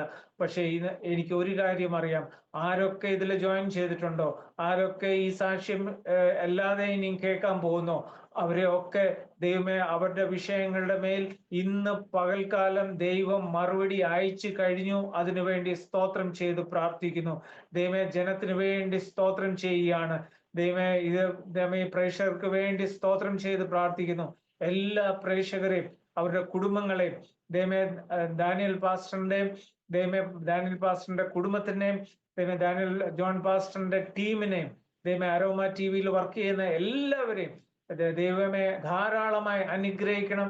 അരോമ ടിവിയിൽ കൂടെ പാസ്റ്റർ ഡാനിയൽ ജോൺ ചെയ്യുന്ന ഈ വലിയ ശുശ്രൂഷയെ അവിടുന്ന് അനുഗ്രഹിക്കണമെന്ന് അടിയൻ വളരെ താഴ്മയോടെ പ്രാർത്ഥിക്കുന്നു. സർവ്വമാനവമഹത്വം അങ്ങ് അവിടുന്ന് എടുക്കണം. എല്ലാ യേശുനാമത്തിൽ കൃപയുടെ കേൾക്കുമാറാണമേ. ആമേൻ, ആമേൻ, ആമേൻ, ആമേൻ, ആമേൻ. താങ്ക് യു കർത്താവിൻ്റെ ദാസൻ പ്രിയ കുര്യൻ ജേക്കബ് അവറുകൾ ഇത്രത്തോളം സമയം ദൈവം നടത്തിയ അത്ഭുതകരമായ വഴികളെക്കുറിച്ച് ദൈവനാമ മഹത്വത്തിന് വേണ്ടി അരോമ ടിവിയുടെ ശ്രോതാക്കളോടൊപ്പം പങ്കുവയ്ക്കുവാൻ സ്വർഗത്തിലെ ദൈവം കൃപ ചെയ്തത് ഓർത്ത് ഞാൻ ദൈവത്തിന് മഹത്വം കരയേറ്റുന്നു. ഒരു മർത്തോമാ കുടുംബത്തിൽ ജനിച്ച് വളർത്തപ്പെട്ട് കർത്താവായ യേശുക്രിസ്തുവിനെയും യേശുക്രിസ്തുവിൻ്റെ വചനത്തെയും കൽപ്പനകളെയും അനുസരിച്ച് പ്രമാണിച്ച് അനുഗ്രഹിക്കപ്പെട്ട് ദൈവത്തിൻ്റെ നല്ല സാക്ഷ്യം വഹിക്കുവാൻ ദൈവം അവസരമൊരുക്കിയത് ഓർത്ത് ഞാൻ ദൈവത്തിന് സ്തോത്രം ചെയ്യുന്നു. അത്ഭുതകരമായ ഒരു സാക്ഷ്യം പ്രസ്താവിക്കാൻ കർത്താവ് സഹായിച്ചു. മരണകരമായ അനുഭവങ്ങൾ അനവധി തവണ ജീവിതത്തിൽ കടന്നു വന്നപ്പോൾ അതിനെ ഏൽപ്പിച്ചു കൊടുക്കാതെ കർത്താവിൻ്റെ സാക്ഷ്യം വഹിക്കുന്നതിന് വേണ്ടി ദൈവ സൗഖ്യത്തോടെ ആരോഗ്യത്തോടെ നിർത്തിയിരിക്കുന്നത് ഓർത്ത് ഞാൻ ദൈവത്തിന് സ്തോത്രം ചെയ്യുന്നു. ആമേൻ. മരണം നമുക്ക് വേണ്ടി ഒരിക്കൽ ആമേനെ ദൈവം നിശ്ചയിച്ചിട്ടുണ്ട്. എന്നാൽ ദൈവത്തിൻ്റെ മഹത്വമുള്ള ശുശ്രൂഷ നമ്മിൽ നിർവഹിക്കപ്പെടേണ്ടതുള്ളത് കൊണ്ട് അത് നമ്മെക്കൊണ്ട് ചെയ്തെടുക്കുവാൻ കർത്താവ് തരുന്ന നല്ല അവസരങ്ങൾ നമ്മുടെ ആയുസ്സിനെ ദൈവം നീട്ടിത്തരുന്നു. അത് ആമേൻ അതിനു മുൻപ് നമ്മുടെ പ്രാണനെ തൊടുവാൻ ദൈവം ആമേൻ അനുവദിക്കുകയില്ല. അത് പല രോഗങ്ങളിലൂടെ ആയിരിക്കാം. അവയവങ്ങൾ ആമേൻ ഒന്നിലധികം അവയവങ്ങൾ മുറിച്ച് മാറ്റപ്പെട്ടു. അതുപോലെ ഷുഗർ ഹൈക്കായിട്ട് നിൽക്കുന്നു. അതുപോലെ തീപ്പൊള്ളലേറ്റു. അതുപോലെ പല സംഭവങ്ങൾ ജീവിതത്തിൽ ഒന്നിനു പുറകെ ഒന്നായി ജീവിതത്തിൽ ആഞ്ഞടിച്ചപ്പോഴും ദൈവം അതിനെ ഏൽപ്പിച്ചു കൊടുക്കാതെ അതൊക്കെയും നല്ല സാക്ഷ്യം ഉളവാകുവാൻ വേണ്ടി ഓരോ അനുഭവങ്ങളുടെ മുതൽക്കൂട്ടായി ദൈവം മാറ്റി നിർത്തിയത് ഓർത്ത് ഞാൻ ദൈവത്തിന് സ്തോത്രം ചെയ്യുന്നു. കർത്താവ് അനുഗ്രഹിക്കട്ടെ. പിന്നെയും സൗഖ്യത്തോടെ ആരോഗ്യത്തോടെ ദീർഘായുസോടെ കർത്താവിന് വേണ്ടി നല്ല സാക്ഷ്യം വഹിപ്പാൻ ദൈവം അവസരങ്ങളെ ഒരുക്കട്ടെ എന്ന് ഈ തരുണത്തിൽ ആശംസിക്കുന്നു, പ്രാർത്ഥിക്കുന്നു. അരോമ ടിവി പ്രേക്ഷകർക്കും ഈ സാക്ഷ്യം ഒരു വേറിട്ട അനുഭവമായി തീർന്നു എന്ന് ഞങ്ങൾ വിശ്വസിക്കുകയാണ്. നിങ്ങളുടെ പ്രിയപ്പെട്ടവർക്ക് സുഹൃത്തുക്കൾ കൂടി നിങ്ങൾ ഷെയർ ചെയ്ത് കൊടുക്കണം. ദൈവനാമം അതിലൂടെ മഹിമപ്പെടുവാൻ മുഖാന്തരമായി തീരും. മാത്രമല്ല നിങ്ങളുടെ വിലയേറിയ അഭിപ്രായങ്ങളും നിർദ്ദേശങ്ങളും കമൻറ്റ് ബോക്സിൽ രേഖപ്പെടുത്താൻ മറക്കരുത്. നിങ്ങൾക്കൊരു പ്രാർത്ഥനാ വിഷയമുണ്ട്, ഞങ്ങളുമായി ബന്ധപ്പെടുവാൻ നിങ്ങൾ ആഗ്രഹിക്കുന്നെങ്കിൽ സ്ക്രീനിൽ കാണുന്ന വാട്സപ്പ് നമ്പറിൽ ഞങ്ങളെ അറിയിച്ചാൽ ഞങ്ങൾ നിങ്ങൾക്കൊണ്ട് വിശേഷിച്ചാൽ പ്രാർത്ഥിക്കുന്നു. സാക്ഷ്യം പറഞ്ഞ പ്രിയപ്പെട്ടവരോടൊപ്പം തിങ്കളാഴ്ച വൈകുന്നേരങ്ങൾ 9 മണികൾ നടക്കുന്ന പ്രാർത്ഥനാ കൂട്ടായ്മയിൽ നിങ്ങൾക്ക് സംബന്ധിക്കാവുന്നതാണ്. അടുത്ത അനുഗ്രഹിക്കപ്പെട്ട സാക്ഷ്യവും വചനചിന്തയുമായി നാം വീണ്ടും കൂടി കാണുമ്പോൾ എല്ലാ പ്രിയപ്പെട്ടവർക്കും good bye. God bless you all. Amen. ഓർമ്മയുടെ മനോരഥത്തിൽ മായാത്ത ഓർമ്മയ്ക്കായി അരോമ മാട്രിമോണിയിൽ നിന്നും ജീവിത പങ്കാളിയെ കണ്ടെത്തൂ. നിങ്ങൾ ഒരു ക്രിസ്തീയ ജീവിത പങ്കാളിയെ അന്വേഷിക്കുകയാണോ? അതോ മക്കൾക്ക് അനുയോജ്യമായ ഒരു തക്ക തുണയ്ക്ക് വേണ്ടി പ്രാർത്ഥിക്കുന്ന വ്യക്തിയാണോ? എങ്കിൽ അരോമ മാട്രിമോണി നിങ്ങൾക്ക് വേണ്ടിയാണ്. ഇന്നു തന്നെ സൗജന്യമായി രജിസ്റ്റർ ചെയ്യൂ. അരോമ മാട്രിമോണിയുടെ പ്രത്യേകതകൾ: രജിസ്ട്രേഷൻ തികച്ചും സൗജന്യം. ലോകത്തെവിടെയുമുള്ള അനുയോജ്യമായ ക്രിസ്തീയ ജീവിത പങ്കാളിയെ തിരഞ്ഞെടുക്കാം. വിവാഹം നടക്കുന്നതുവരെ സർവീസ് ലഭിക്കുന്നു. ഏറ്റവും ചെറിയ പാക്കേജുകളും തിരഞ്ഞെടുക്കാം. അരോമ മാട്രിമോണി നിങ്ങൾക്കായി ഒരുക്കുന്നു വിവാഹം പരമാനന്ദം.